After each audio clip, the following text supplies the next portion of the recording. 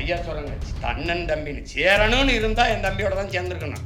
எந்த ஒரு பணக்காரனாவது இந்த நாட்டில் பணம் செல்லாதன்னு தன் பணத்தை மாற்ற வங்கி வாசல்ல நின்னதா ஒருத்தன் சொல்லுங்க.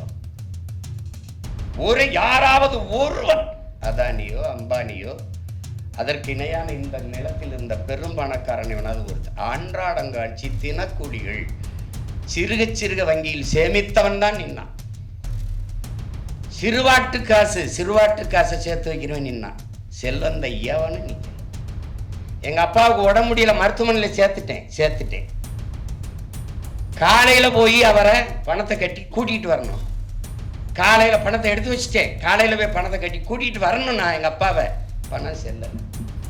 மாண்புமிக்க நம்முடைய பிரதமர் ஐயா அறிவிச்சது 50 நாளில் உங்களை சொர்க்கத்தில் கொண்டு போய் வைப்பேன். செத்து பல பேர் சொர்க்கத்துக்கு போனானே ஒழிய வாருத்தனும் சொர்க்கத்துக்கு. 70 ஆண்டு கால விடுதலை பெற்ற இந்தியா மின்சாரமே போய் சேராத பல ஆயிரம் கிராமங்கள். ஐயா தான் பேசுறாப்புல, நான் இல்லது. ஐயா தான் பேசுறாப்புல. பல ஆயிரம் கிராமங்கள் மின்சாரமே போய் சேராத கிராமங்கள் இருக்கும்போது அங்க மின்னணு பரிமாற்றத்துக்கு எப்படி வருவான்? மின்னணு பரிமாற்றத்துக்கு எப்படி வருவான்? செல்போன் டிரான்சாக்சன் எப்படி நடக்கும்? இந்தியம் கிடையாது, திராவிடம் கிடையாது, நாங்கள் தமிழர்கள். நீ ஏற்றுக்க ஏற்காம போ. டீ பக்கோடா வித்தவங்கலாம் நாட்டில் பெரிய பெரிய ஆளாகிறாங்க. இப்போ நிறைய பேர் டீ கடை வைக்கிறாங்க நம்ம ஊர்ல. எப்படியாவது நம்மளும் ஒரு முதல்வரா வந்துட முடியாதா? கொரோனாவுக்கு உலகத்துல என்னென்னமோ மருந்து கண்டுபிடிச்சான். ஆனா கைதட்டுனா கொரோனா ஒழியுங்கிறத அந்த காலகட்டத்தில் அடர்த்தியான வலி வேதனை இருந்தாலும் இந்த மாதிரி நினைச்சு பார்க்கும்போது மனசுக்கு ஒரு இளைப்பாறுதல். இந்த மானோட கொட்டத்தையும் ஆணவத்தையும் அடக்கிடே ரொம்ப ஆடாத. நீ என்ன அமெரிக்க பெரிய அதிபராக, நீ என்ன பெரிய பெரிய இங்கே வாடா அப்படின்னு போட்டு நம்ம ஆளெல்லாம் பாருங்க. முடிய இப்படி நம்ம நாட்டினுடைய மாண்புமிக்க பிரதமர் ஐயா முடிய இப்படி குறைக்கல, தாடி முடிய குறைக்கல, தலைமுடிய குறைக்கல. ஏன்? அவன் வெட்ட வரவன் தொட்டுட்டான்னா கொரோனா வந்துன்னா. பிரதமர் என்பவர் இன்டர்நேஷனல் புரோக்கர், முதலமைச்சர் என்பது ஆல் இந்திய புரோக்கர். இப்போ முதலமைச்சர்களுக்கே இன்டர்நேஷனல் புரோக்கர் ஆகிறதுக்கு போட்டி நடக்குது. அந்நிய முதலீட்டை கொண்டு வரோம், அங்கே கொண்டு வரோம், இங்கே கொண்டு வரோம்னு. ஜப்பானே வா, அமெரிக்கா வா, என்னைய சின்னமன்னூரில் கேட்டாக, சிங்கப்பூரில் கேட்டாக, மன்னார்குடியில் கேட்டாங்கிற மாதிரி சிங்கப்பூர் தொழிலதிபர் வா, துபாய் அதிபர் வா, எங்கே வா, இங்கே வா. நான் வரி கட்டிட்டேன்னா சிறைக்குள்ளே எனக்கு தனியாக இருக்கலாம். சொல்லு தம்பிக்கு தெரியும். படுக்கையில அவர் இன்கம் டேக்ஸ் ஹோல்டர். கேடா கால கொடுமையாக இருக்குது. அதனால என்ன குற்றம் பண்ணியிருந்தாலும் அவருக்கு 10 பேரை கொலை பண்ணா கூட அவர் டாக்ஸிக்கு இன்கம் டேக்ஸ் கட்டுறாருங்க. அவருக்கு தனி. என்னுடைய வாகனம் இருக்குது, ஃபார்ச்சுனர். 3 லட்சம் ரூபா சாலை வரிக்கு. எந்த சாலையில் ஓட்ட கட்டினி? நம்பி சிரிக்கிறாப்புல ஃபெலிக்ஸ்.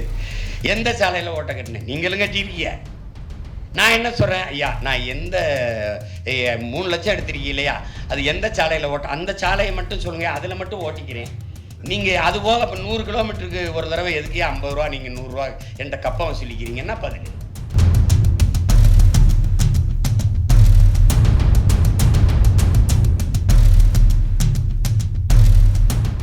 பேரன்பிற்கும் பெருமதிப்பிற்கும் உரிய பெருந்தகை அருள் திரு பேராசிரியர் ஐயா ராஜநாயகம் அவர்கள் எழுதிய இந்த இடக்கரடக்கல் நூல் வெளியீட்டு விழாவிற்கு வந்து சிறப்பித்து நூலினுடைய முதல் பிரதியை பெற்றுக்கொண்டிருக்கிற என்னுடைய வணங்குதற்குரிய தாய்மார்கள், வணக்கத்திற்குரிய பெருமகள் பேராசிரியர் முனைவர் பிரேமா அவர்கள், அரங்கை நிறைத்து அமர்ந்திருக்கிற என் உயிரிலும் உணர்விலும் கலந்து வாழும் என் அன்பு உறவுகள், ஊடக நண்பர்கள், நிகழ்வை தொகுத்து வழங்குகிற தங்கைகள், உங்கள் அனைவருக்கும் என்னுடைய அன்பும் வணக்கமும். நம்முடைய ஐயா ராஜநாயகம் அவர்களை எல்லோரும் அறிவோம். கணிப்பியல் வல்லுனர், லயலா கல்லூரி அப்படிங்கிற ஒன்று புகழ் பெற்றதே எங்கள் ஐயாவால் தான். லயலா கல்லூரி மாணவர்களின் கருத்து கணிப்பு, மாணவர்கள் கருத்து கணிப்புனாவே அது ஒரு இது. அப்படிப்பட்ட ஒரு கணிப்பியலில் ஒரு பொறுப்பும் அக்கறையும் இருக்கும். அது சும்மா ஏதோ சொல்லிட்டு போகணும்னு நினைக்க மாட்டாங்க. எனக்கு இன்னுமே வியப்பாக இருக்குது, இவ்வளவு பேர் இருக்கும்போது என்னை எதுக்கு கூப்பிட்டு இந்த இலக்கிய இந்த நூலை அவரே சொல்கிற மாதிரி இந்த நூலை எதுக்கு வெளியிட்டதோ ஐயாவே சொல்லிட்டாங்க. அதுக்கு காரணம் இதில் ஒன்றும் சிறப்பு தகுதியெல்லாம் ஒன்றும் இல்லை. எனக்கு எங்கள் ஐயா சொன்ன மாதிரி இது என் பிறவி கடமைன்னு. பெண்களுக்காக 33 விழுக்காடே பெருமையாக பேசும்போது 50 விழுக்காடு கொடுக்குறான் அப்படின்னு வெளிப்படையாக சொல்கிறேன். எனக்கு இந்த பெண்ணிய உரிமைன்னு பேசுகிறதே நான் ஏற்கலை, ரொம்ப எதிர்க்கிறேன். ஏன்னா அதை பேசும்போதெல்லாம் எனக்கு கோபமாக வரும். யார் அவன் பெண்ணிய உரிமையெல்லாம் பேசிட்டுக்கிறேன்? டேய், அது பிறவி கடமைடா, அதை போய் உரிமைன்னு பேசிட்டுக்கிற. என் தாய்க்கு, என் தங்கைக்கு, என் பிள்ளைக்கு, என் மகளுக்கு நான் கொடுக்க வேண்டியது என் பிறவி கடமை, ஒரு ஆண்மகனின் அதீத பெருமை. அதை விட்டுவிட்டு அதில் உரிமை பேசிட்டு இங்கே வாடா என்ன உரிமை கொடுத்துக்கிட்டு இருக்கேன். அதில் அந்த சொல்லே நான் ரொம்ப அருவருப்பேன். அதனால இது கொடுப்பாரு ஜெயிப்பாரா அப்படிம்பாங்க. கொடுத்தா ஜெயிக்கணுங்கிறது தெரியணும் அவங்களுக்கு. சரி, ஜெயிக்கிற நீங்கள் தான் கொடுங்களே அப்படின்னா அது செய்ய மாட்டாங்க. அது நம்ம பிறவி கடமை. ஏன்னா உங்களுக்கு தெரியும், அது உங்களுக்கு பெண்ணுக்கு பேச்சுரிமை வேண்டாம் என்கிறீரோ, மண்ணுக்கும் கீழே மதிக்கின்றீரோ பெண்ணினத்தை, பெண்ணடிமை தீரு மட்டும் பேசும் திருநாட்டில் மண்ணடிமை தீர்ந்து வருதல் முயல் கொங்கைங்கிறான் நம்முடைய புரட்சி பாவலன். அவனுடைய முன்னவன் நம் பாட்டன் பாரதி. ஆணுக்கு பெண் நிகர் என கொள்ளணும் அப்படின்னா அறிவில் சிறந்து வையம் தழைக்குங்கிறான். எங்களுடைய தலைவர் ஆணுக்கு பெண் சமம் அல்ல, ஆணும் பெண்ணும் சமம்ங்கிறார். அவர் பெண்ணுரிமையே மண்ணுரிமைங்கிறாப்புல, அவர் பெண் விடுதலையே மண் விடுதலைங்கிறாரு. அவருடைய பிள்ளைகள் நாங்கள். அதனால பெண்களை போற்றாத எந்த சமூகமும் பெருமை அடையாது. அது புரிஞ்சுக்கணும். அது ஒரு காளியை குலதெய்வமாக கொண்ட காளியின் பேரை அதை செய்ய சொல்லலைன்னா அப்புறம் அது இல்லை. ஏன்னா 90 விழுக்காடு தமிழ் சமூகம் பெண்களை குலதெய்வமாக போற்றுகிற ஒரு சமூகம். அதில் நான் என் தாய்க்கு செய்கிறேன், என் தங்கைக்கு செய்கிறேன், என் மகளுக்கு செய்கிறேன், என் உடன் பிறந்தாருக்கு செய்கிறோம். இது நம்ம ஒவ்வொருடைய கடமை. அதில் ஒரு பெருமை நமக்கு இல்லை, அது கடமை. அப்புறம் அதுக்கப்புறம் சொன்னாங்க, நம்ம இன்றைக்கு இருக்கிற காலச்சூழலில் தமிழ் தேசிய அரசியல், மொழி, இனம் அது ரொம்ப முக்கியம். உலகெங்கிலுமே மொழி வழியே தான் தேசிய இனங்கள், நிலங்கள், எல்லா இனங்களும் மொழியில் இருந்து தான் தன்னுடைய அரசியலை, எல்லாமே மொழியில் இருந்தான் பிறக்குது. கலை, இலக்கியம், பண்பாடு, வழிபாடு, அறிவியல், புவியியல், எல்லாம் அரசியல் எல்லாம் அதிலிருந்து தான் பிறக்குது. இன்றைக்கி இந்த மொழியிலாக தான் இந்த கவிதை நூல் வந்திருக்குது, எடுத்து பேசிக்கிட்டு இருக்கோம். அப்போ அந்த மொழி தான், மொழியை முன்னிறுத்தித்தான். அப்போ மொழிதான் ஒவ்வொரு தேசிய இனத்தின் உயிராகவும் முகமாகவும் முகவரியாகவும் அடையாளமாகவும். அது அழிய விட்டுட்டால் அந்த இனம் அடையாளம் தெரியாமல் அழியும். அது வரலாற்று உண்மை. இறைமகன் இயேசு பேசிய தாய்மொழியே இல்லை, அரமாய்க்கே இல்லை, அழிஞ்சு போச்சு. இப்போ அந்த மாதிரி போயிடக்கூடாது. அதனால் வெளிப்படையாக சொன்னால் என் தாய்மொழி இறந்துருச்சு, அதை உயிர்ப்பிக்க அவள் பிள்ளைகள் போராடுறோம். அதான் உண்மை. இப்போ யாருக்கும் தமிழ் பேச வராது. இங்கே பேராசிரியர் பெருமகள் அவங்க தமிழ் துறை பேராசிரியர்னால பேசிட்டு போகிறாங்க. இல்லைன்னா இந்நேரம் பூரா தங்கிலீஷ் நிகழ்வாக தான் இருந்திருக்கும். இங்கே நான் கையெழுத்திட்டதே ஐயா சொன்னாங்க பெருமையாக. அது நம்மளுடைய பண்பு, மாண்பு. அதில் பிள்ளைகள் பெயர்களை தங்கை சொல்லும் போதெல்லாம் நாங்கள் 2 பேரும் செல்லமாக சிரிச்சுக்கிட்டோம். இந்திரன், இந்த யாழினி 2 பேர் தான் தமிழாக இருக்குது. இது எல்லாமே ஒரு அன்பு செல்வத்துக்கு ஆதித் அப்படின்னு பேர் வச்சுருக்காங்க. ஆதித்தன் அப்படின்னா தமிழ். ஆதித்தனா என்ன மொழின்னே தெரியாது. என்ன சொல்கிறாங்க நம்ம முன்னவர்கள், வரி வடிவம் மாறலாம். ஏன்னா வரி வடிவம் என்னுடைய கையெழுத்து போல் எங்கள் ஐயா கையெழுத்து இருக்காது. சங்க காலங்களில், பண்டைய காலங்களில் நம்முடைய கல்வெட்டுகளில் பார்க்குற வரி வடிவம் இப்போ இல்லை. வரி வடிவம் மாறலாம், ஒளி வடிவம் மாறவே கூடாது. கணேஷ் அப்படின்னா அது என் பேர் இல்லை, கணேசன் அப்படின்னா அந்த ஒளியில் என்னுடைய மொழி இருக்குது. ஆதித்தன் அப்படின்னா என்னுடைய மொழி இருக்குது. குமார் என்பதில்லை, குமரன் அப்படிங்கிறதுல என்னுடைய மொழி இருக்குது. இப்போ அதை என் அன்பு பெற்றோர்கள் அடுத்த தலைமுறைக்கு அழிய விடாமல், தமிழ் தாய்மொழியில் பெயர் கூட தாங்காத இனம் வாழாது. அந்த தவறை நாம் செய்யக்கூடாது. பிள்ளைக்கு தமிழ் பெயரை சூட்டுவோம், நாம் தமிழர் என்பதை உலகிற்கு காட்டுவோம் என்பதை அறிவார்ந்த தமிழ் சமூக மக்கள், இதிலும் என் உயிரினுமினிய உடன் பிறந்தார்கள் கவனத்தில் எடுத்துக்கணும். பெயரை கேட்டாலே நான் யாருன்னு தெரியணும், சும்மா ஒரு அதிர்வு இருக்கணும்.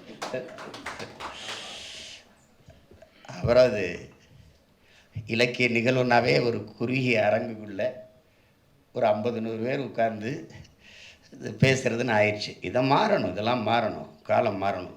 பெரும் வெளியில் இலக்கியம் பேசணும், கலையை போற்றணும். அவதான் கலை இலக்கியத்தை போற்றாத சமூகம் பெருமை அடையாது. அதனால் அது இப்போ எங்கள் ஐயா எழுதியிருக்கிற இடக்கரடக்கல் அம்மா சொல்லிட்டாங்க.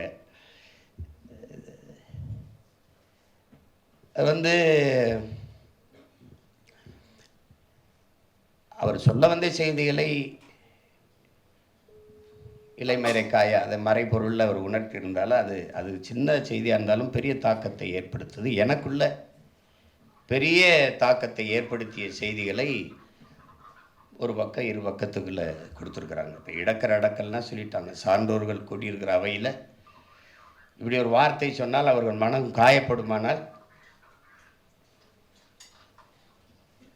காயப்படுமானால் அப்படிப்பட்ட வார்த்தைகளை தவிர்த்து கண்ணியமான வார்த்தைகளை எடுத்து அதை பதிவு செய்கிறது. அது சொல்கிறாங்க சபை நாகரிகம், அதெல்லாம் சொல்கிறது. அதான் இடக்கர அடக்கல்ங்கிறத அதை நமது முன்னவர் தமிழ் மறையன் வள்ளுவர் பெருமகனார்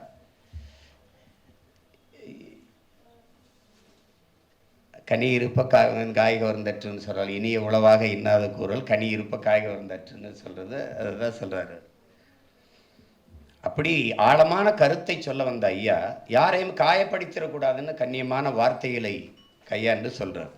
அவரே சொல்கிற மாதிரி இது கவிதைன்னு சொல்லிட முடியாது, உரைநடைன்னு சொல்லிட முடியாது. அதனால் இது கவித்துறை அப்படின்னு சொல்கிறாங்க. அதை சில கவிதைகளை அம்மா குறிப்பிட்டு பேசுனாங்க. அவங்க எப்படி இப்போ அதை பார்த்தாங்க, நான் எப்படி பார்க்குறேங்கிறத சொல்கிறேன். இப்போ இதில் எடுத்தோடனே ஐயா சொல்கிறது இந்த வினைமுற்றுல பணம் செல்லாதுங்கிறது தான்.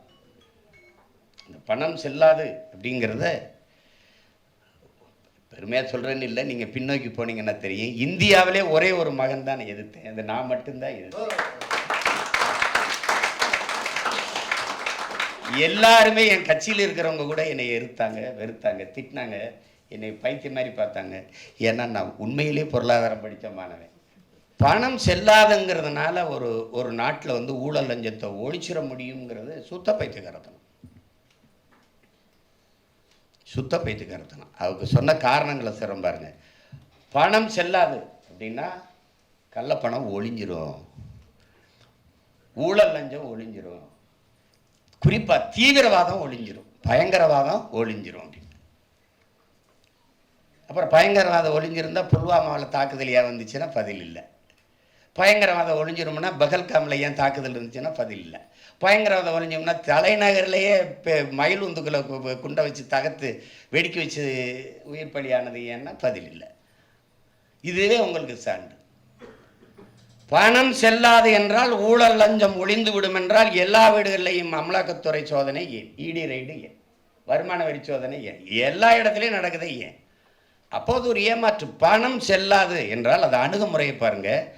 1000 ரூபா 500 ரூபா செல்லாது, 1000 ரூபா செல்லாது, அவ்வளோதானே செல்லாது. இப்போ 2000 ரூபா தான் செல்லும். அப்படின்னா ஒரு சிறந்த நிர்வாகத்தை செய்கிற ஒரு அரசு 2000 ரூபாயை அச்சிட்டு எல்லா வங்கிகளையும் நிரப்பி எல்லா இடத்துலையும் கொண்டு போய் சேர்த்துட்ட பிறகு அந்த வந்துட்ட பிறகு இந்த பணம் செல்லாது, இது செல்லும் சொன்னால் நெருக்கடி இல்லை. ஒரே ராத்திரியில் பணம் செல்லாது அப்படின்னா அப்போ நீங்கள் இது ஐயா சொல்கிறதுல நீங்கள் பாருங்கள், நினைவு இருக்கிறதா நம் முதல் சந்திப்பு. அம்மா காதலை சொன்னாங்க. அதில் இருக்கு ஆந்தையின் அந்த இரவு நேர கர்ச்சனையை தொடர்ந்து அதிகாலையிலே பணம் மாற்றுவதற்காக எப்படி அதிகாலையிலே போய் நிற்கிறான், விடிய கருக்கிலே போய் நிற்கிறான். வரிசையில் நின்றவர்களில் உன் அப்பாவோடு நீயும் நின்றாய், உன் கணக்கில் கொஞ்சம் பணம் மாற்றிக்கொள்ள. அந்த கொஞ்சம் பணம் மாற்றிக்கொள்ள அதை நீங்க கொஞ்சம்.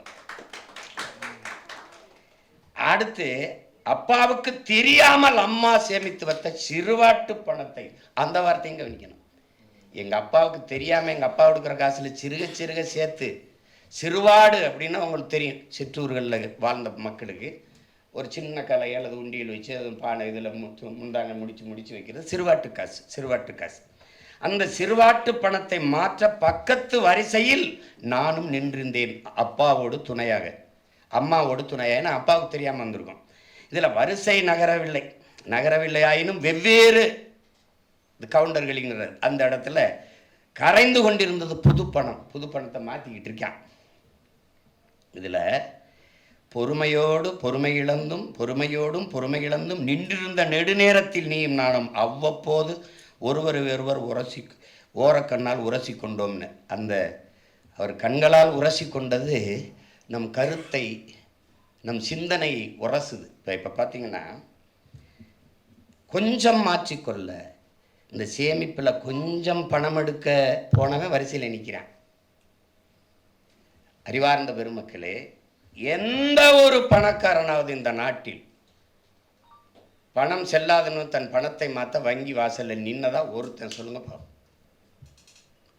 யாராவது ஒருவன், அதானியோ அம்பானியோ அதற்கு இணையான இந்த நிலத்தில் இருந்த பெரும் பணக்காரன் எவனாவது ஒருத்தன், அன்றாடங்காட்சி தினக்கூலிகள் சிறுக சிறுக வங்கியில் சேமித்தவன் தான் நின்னான். சிறுவாட்டு காசை சேர்த்து வைக்கிறவன் நின்னான். செல்வந்த எவனும் நிற்கல. நீங்க பணம் செல்லாது அப்படின்னு தான் பார்க்குறீங்க. இங்க பாருங்க, நான் ஒரு அப்பன், நான் வாத்தியார் வேலை பார்த்து ஓய்வு செஞ்சுருக்கேன். எங்கள் அம்மா மாதிரி பேராசிரியர் வந்து ஓய்வு விட்டுருக்கிறேன். நான் சிறுக சிறுக சேமித்து வச்சுருக்கேன். என் ஒரே மகளுக்கு திருமணம் நல்லபடியாக செஞ்சு கொடுக்கணும்ன்ட்டு சொந்தக்காரனாக வர வச்சுட்டேன். காலையில் தேதி குறிச்சிட்டு போய் நகை நட்டு புடவையெல்லாம் வாங்கிட்டு வரணும் வாங்கன்னு காலையில் போவோம் கடைக்குன்னா ராத்திரி 8 மணிக்கு நள்ளிரவில் பணம் செல்லலை. இப்போ என்ன ஆகும் அந்த குடும்ப நிலைமைன்னு பாரு. எங்கள் அப்பாவுக்கு உடம்பு முடியல, மருத்துவமனையில் சேர்த்துட்டேன். காலையில் போய் அவரை பணத்தை கட்டி கூட்டிகிட்டு வரணும். காலையில் பணத்தை எடுத்து வச்சுட்டேன். காலையில் போய் பணத்தை கட்டி கூட்டிகிட்டு வரணும். நான் எங்கள் அப்பாவை பணம் செல்லலை. நான் போயிட்டேன், டெல்லிக்கு போயிட்டேன், ஹைதராபாத்து போயிட்டேன், எங்கேயோ போயிட்டேன், வேற இடத்துல போய் தங்கிட்டேன். அங்கேருந்து திருப்பி வரணும், என் கையில் இருக்க பணம் செல்லாது. எத்தனை பிரச்சனைகள்! இது வந்து 1-2 சொல்கிறேன். எவ்வளோ பெரிய பாதிப்பு! ஆனால் ஆட்சியாளர்கள் நம்மிடத்தில் சொன்னது, மாண்புமிக்க நம்முடைய பிரதமரை அறிவித்தது, 50 நாளில் உங்களை சொர்க்கத்தில் கொண்டு போய் வைப்பேன்னாரு. செத்து பல பேர் சொர்க்கத்துக்கு போனானே ஒழிய ஒருத்தனும் சொர்க்கத்துக்கு. அப்போ இந்த பணம் செல்லாது என்பது சுத்த பைத்தியக்காரத்தனம், பயனற்றது. அதனால எந்த மாறுதலும் வரல. இப்போ 2000 ரூபா வந்ததில் என்ன லாபம் வந்தது? 500 1000 ரூபா கட்டாக இருந்தால் அவர் எடுத்துகிட்டு போகும்போது 2-3 பெட்டி தேவைப்படுது. 2000 ரூபா இருந்தால் ஒரே பெட்டியில் நிறைய காசை கொண்டு வரலாம். அதுக்கு தான் அது பயன்பட்டதை ஒழிய ஒன்றுக்கும் பயன்படுது. கடைசியாக உலக வங்கி அறிவித்தது, இந்தியாவின் பொருளாதார வீழ்ச்சிக்கு நெருக்கடிக்கு காரணம் பணம் செல்லாது என்பதும் சரக்கு மட்டும் சேவை வரியும் தான். அது இன்னும் அதை விட கொடுமை. அது அப்புறம். ஏன்னா சரக்கு மற்றும் சேவை வரியில் ஜிஎஸ்டி போடுறதுக்கு முன்னாடி கடையில் வியாபாரம் நடந்துக்கிட்டு இருந்துச்சு. அதை போட்டவொடனே காலையில் கடை விற்பனைக்குன்னு எழுதிட்டு போயிட்டான். கடையை வியாபாரத்துக்கு வந்துச்சு. அவ்வளோதான் முடிஞ்சு. அது அப்படி. இது எதுக்கு சொல்ற? மக்களின் நலன் கருதி சிந்திக்கிற, செயல்படுத்துகிற, திட்டங்கள் சட்டங்கள் தீட்டுகிற ஆட்சியாளர்கள் இல்லை என்பதை காட்டு. இதனால இந்த பணம் செல்லாது என்று சொன்னதுனால நடந்த ஒரே ஒரு நன்மையை, யாராவது இப்படி ஒரு செயலை செஞ்சு நாட்டு மக்களை துன்புறுத்திட்டோம்ங்கிறதுக்கு ஒரே ஒரு தடவை நான் வருந்துறேன், அது தவறு நடந்துருச்சு, அதுக்காக அப்படி யாராவது அப்படி சொல்லியிருந்தால் அவன் ஆகச்சிறந்த தலைவர், மிக பெரும் மானுடன். ஆனால் அப்படி சொல்லவே இல்லையே, அதை பற்றி கவலையே படலையே. நீங்களே சொல்லுங்க, நினைச்ச அந்த காலகட்டத்துக்கு போங்க, என்ன பாடுபட்டோம். கேஷ்லெஸ் எக்கனாமிக்கே வந்துட்டா சிம்பிளஸ் எலெக்ஷனுக்கு வரனேன், வருவையில் வரல. கேஷ்லெஸ் எக்கனாமி எப்படி? Cashless economy self and transaction எப்படி? எங்கள் அம்மா அரணையூரில் எங்கள் ஆத்தா அண்ணம்மா 50 பேரை வச்சு தோட்டத்தில் வேலை செய்கிறா. எப்படி கேஷ்லெஸ் எக்கனாமியில் எங்கள் அத்தைக்கும் சின்னம்மாவுக்கும் பெரியம்மாவுக்கும் கொஞ்சம் காசு கொடுப்பா? செல்ஃப் அண்ட் ஏமா முத்தம்மா உன் செல்ஃபோனை கொடு, அது என்ன நம்ம மாற்றி விடுறேன், இப்படியா சொல்ல முடியும்? எங்கள் அம்மா இது எப்படி இருக்கு? செல்ஃபோன் 70 ஆண்டு கால விடுதலை பெற்ற இந்தியா மின்சாரமே போய் சேராத பல ஆயிரம் கிராமங்கள். ஐயா தான் பேசுறாப்புல, நான் இல்லது, ஐயா தான் பேசுறாப்புல. பல ஆயிரம் கிராமங்கள் மின்சாரமே போய் சேராத கிராமங்கள் இருக்கும்போது அங்க மின்னணு பரிமாற்றத்துக்கு எப்படி வருவான்? மின்னணு பரிமாற்றத்துக்கு எப்படி வருவான்? செல்போன் டிரான்சாக்சன் எப்படி நடக்கும்? எப்படி இருக்கு? அப்ப அடிப்படையில் எவ்வளவு பெரிய பிழை! இந்த 4 வரி கவிதையில் இவ்வளவு இருக்கானா? இருக்கு. அவர் கண்ணு உரசிக்கிச்சுங்கிறது, இது கருத்து உரசுது. ஐயா புரியுது உங்களுக்கு? செய்தி அதுதான், சுருங்க சொல்றாரு, அதுதான். அதை நீங்க புரிஞ்சுக்கணும். அந்த இடத்தில் கொண்டு போய் உங்களுக்கு வந்து பணம் செல்லாதுன்னவன வங்கியில அந்த மக்கள் முத நாள் இரவுல இருந்து படுத்து கிடந்தவனா இருக்கான்ல, ஒரு 500 ரூபாய் எடுத்துக்கிட்டு போறது, ஒரு 500 ரூபாய் எடுக்கிறதுக்கு இருந்தவனா இருக்கான். அப்ப அந்த காலகட்டத்துக்கு உங்களுக்கு பதிவு செய்து இலக்கியம்ங்கிறது என்ன? இலக்கியம்ங்கிறது என்ன? எங்கள் அம்மாவுக்கு தெரியும், இங்கே கற்றிருந்த சான்றோர்.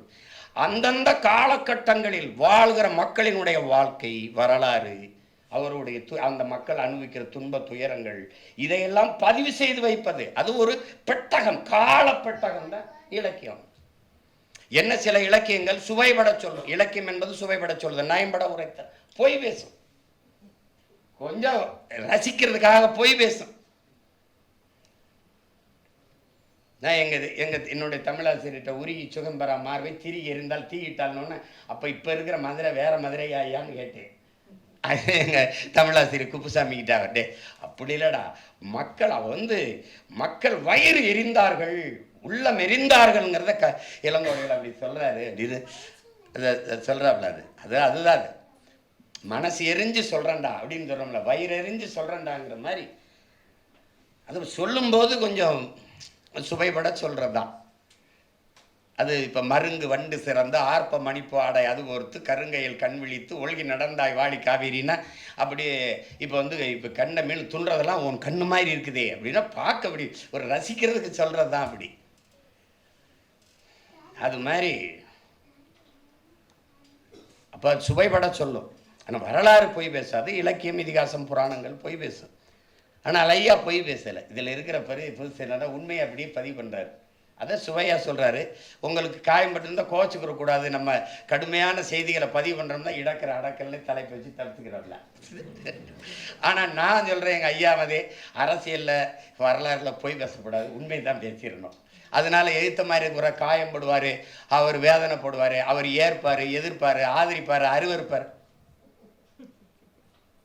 அவன் சொல்கிறான், எங்கள் ஐயா இறையன்பு எழுதியிருக்காப்புல, என்ன சொல்கிறாப்புலன்னா, ஏற்கனவே இருக்கிற ஒரு கோட்பாட்டை தகர்த்து புதிய ஒரு தத்துவத்தை, புதிய ஒரு கோட்பாட்டை நிறுவ நினைக்கிறவன் அதை ஏற்பார்கள், எதிர்ப்பார்கள், ஆதரிப்பார்கள், அருவருப்பார்கள் என்று எண்ண முடியாது. ஏற்றாலும் சரி ஏற்கனாலும் சரி நான் செய்வேன் அப்படின்னு முன் வச்சு செய்யணும். அப்படி செய்யறதுக்கு போர் வீரனை விட துணிவும் வீரமும் அவனுக்கு தேவைப்படுதுங்கிற, அதுதான் நாங்கள் செஞ்சுக்கிட்டோம். இந்தியம் கிடையாது, திராவிடம் கிடையாது, நாங்கள் தமிழர்கள், நீ ஏற்றுக்க ஏற்காம போ, எல்லாம் பெரியார், அங்கிட்டு இல்லை, என் இனத்தின் முன்னோர் எல்லாரும் பெரியார், இங்கிட்டு வா, வந்தா நீ போடு, ஓட்டு இந்த பாரு. ஓட்டை பத்தி கவலைப்படுறவே நாட்டை பத்தி கவலைப்பட முடியாது. நாட்டை பத்தி கவலைப்படுறேன், ஓட்டை பத்தி கவலையே பட மாட்டான். வாக்கையை குறிவைப்பவன் மக்களின் வாழ்க்கையை பற்றி சிந்திக்க மாட்டான். மக்களின் வாழ்க்கையை பற்றி சிந்திக்கிறவனுக்கு வாக்கு போட்டா போட்டும், போலேனா போட்டுப்பா, நல்லது நடந்துச்சுன்னா மக்கள் நம்மளை தேடுவான், இவ்வளவுதான். அடிப்படை அதுதான். அதுலதான் ஐயா அவர்கள் அவர் துணிஞ்சுதான் எழுதியிருக்கிறாரு. அது தலைப்பை பாதுகாப்பா இடக்கிற அடக்கல் வச்சுட்டாப்ல. அந்த அந்த பணம் மதிப்பிழப்பு அப்படிங்கிற அந்த காலகட்டத்தில் நாம் பட்ட துயரங்கள், அது அவ்வளவு எளிந்து கடந்து போட முடியாது. அது அம்மா இன்னும் முழுமையாக படித்து சொன்னாங்க. இப்போ ஏன்னா அம்மாவுக்கே 5 நிமிஷம் தான் கொடுத்தாங்கன்னாங்க. அப்போ நம்ம எவ்வளோ பேசுறதுன்னு ஒரு நடுக்கு வருது இல்லை. ஏன்னா ஐயா தென்கட்சி சாமிநாதன் ஒரு கூட்டத்துக்கு பேச போனாரம்ல, எவ்வளோ நேரம் பேசலாம்னு கேட்டிருக்காரு அந்த நிகழ்ச்சி ஏற்பாட்டாளர்கிட்ட. நாங்கள் 1/2 மணி நேரம் தான், நீங்கள் எவ்வளோ நேரம் வேணாலும் பேசலாம், நாங்கள் 1/2 மணி நேரம் தான் இருப்போம், நீங்கள் எவ்வளோ நேரம் வேணாலும் பேசலாம். அதை முதல்ல சொல்லிட்டாப்ல, நீங்க எவ்வளவு நேரம் வேணாலும் பேசலாம், ஆனா நாங்க 1/2 மணி நேரம் தான் இருப்போம். அப்படி அது மாதிரி ஆயிடக்கூடாது. ஏன்னா எனக்கு சில இடங்களில் போனப்போ பாரதியை பற்றி பேச போனப்பெல்லாம் முடிங்க ஆனால் அரங்கத்துக்கு ஒப்படைக்கணும்னு சொல்லிட்டாங்க. அந்த மாதிரி நிலைமை இருந்துடக்கூடாது. அது அடுத்து பாருங்க, அடுத்து என்ன சொல்கிறாங்க ஐயா, இது நம்ம ஊரில் இந்த கிராமத்து தாய்கள்லாம் நாங்கள் ஒப்பாரி மாதிரி ஒப்பு சொல்லுவோம்ல, அது வேறு சொல்லிருக்காப்புல. போகிற வழிதனிலே பணமாக போகிறதுக்கா ஒப்பு வைப்போம்ல, அந்த மாதிரி சொல்கிறாங்க. ஏழைத்தாய் பெற்றெடுத்த மகராசன் ஆட்சியில் ஊர் விட்டு ஊர் வந்தோம் பொழப்பு தேடி. கிராமத்தில் சொலவடைகள் சொல்லும்போது ஒப்பு மாதிரி சொல்லுவாங்க. வறுமையில் டீவித்த பெருமையாளர் ஆட்சியில் ஒரு குறையும் வராதுன்னு நம்பி நகரம் வந்தோம்.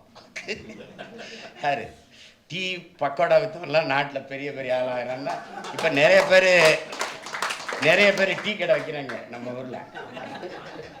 எப்படியாவது நம்மளும் ஒரு முதல்வராக வந்துட முடியாதா? உங்களுக்கு புரியுதா? அது நெப்போலியன் ஆபிரகாம் லிங்கன் வந்து ஒரு மண்ணை வேட்டைக்கு போயிருக்கான். வேட்டைக்கு போகும்போது எதிர மாதிரி ஒரு துணியை வெளுத்துட்டு சலவை தொழிலாளி நம்மால் வந்திருக்காப்புல கழுதையோடு வரும்போது, வேட்டைக்கு போகாதீங்க மண்ணா, கடும் மழை வரப்போகுது, போகாதீங்கன்னு சொல்லிட்டாப்புல. சொன்ன உடனே அவன் மந்திரியெல்லாம் அவன் கிடக்கிறான், பைத்தியக்காரப்ப, அவனுக்கு என்ன தெரியும், நீங்கள் போங்கன்னு வேட்டைக்கு போனோன்னு காட்டுக்குள்ளே போனோன்னு கட்டும் மழையில் சிக்கிட்டாப்புல. வெட்ட வெளியே அப்படி வெறிச்சு வெயில் அடிச்சுக்கிட்டு இருந்துச்சு. எப்படி அவன் மழை வரும்னு சொன்னான். இப்படி மலையில் வந்து சிக்கிக்கிட்டேன். அவன் பேச்சை கேட்காமன்னு அரண்மனைக்கு வந்தவொடனே அவனை கூட்டி வந்தோடனே, நீ எப்படி அமைச்சர் எல்லாம் தப்பாக சொல்கிறாங்க, கணிக்க முடியல, இவ்வளவு பேர் இருக்கும்போது நீ எப்படி சொன்ன அப்படின்னோடனே, எனக்கு ஒன்றும் தெரியாது மன்னரே, என்னுடைய கழுதை வந்து காதை அப்படி விரைச்சி தூக்கிக்கிடுச்சுன்னா அது வந்து மழை வருதுன்னு அர்த்தம். அதனால் அது காதை தூக்கிட்டு இருந்துச்சு, அதனால மழை வருதுன்னு சொன்னேன் அப்படின்னோடனே, அப்படியா, இந்த மந்திரி கழுதையை மந்திரி ஆக்குன்னு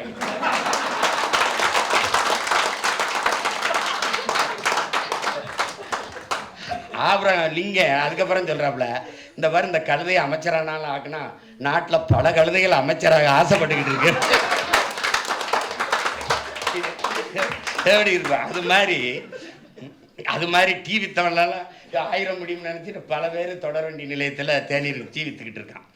அப்புறம் மகசேசே விருதுக்கார சமூக சேவகர் ஆட்சியில் பாதுகாப்பு நிச்சயம்னு தலைநகர் நாடி வந்தோம். இருமாந்து இருந்தோம், இப்போ ஏமாந்து போனோமே, ஓட விரட்டுறானே கொரோனான்னு பெற சொல்லி அப்படி. ஆனால் கொரோனாவுக்கு உலகத்தில் என்னென்னமோ மருந்து கண்டுபிடிச்சான். ஆனால் கைதட்டுனா கொரோனா ஒழியுங்கிறத அந்த காலகட்டத்தில் அடர்த்தியான வலியும் வேதனை இருந்தாலும் இந்த மாதிரி நினைச்சு பார்க்கும்போது மனசுக்கு ஒரு இளைப்பாறுதல் பாருங்க. கைதட்டணும், விளக்கேற்றணும்,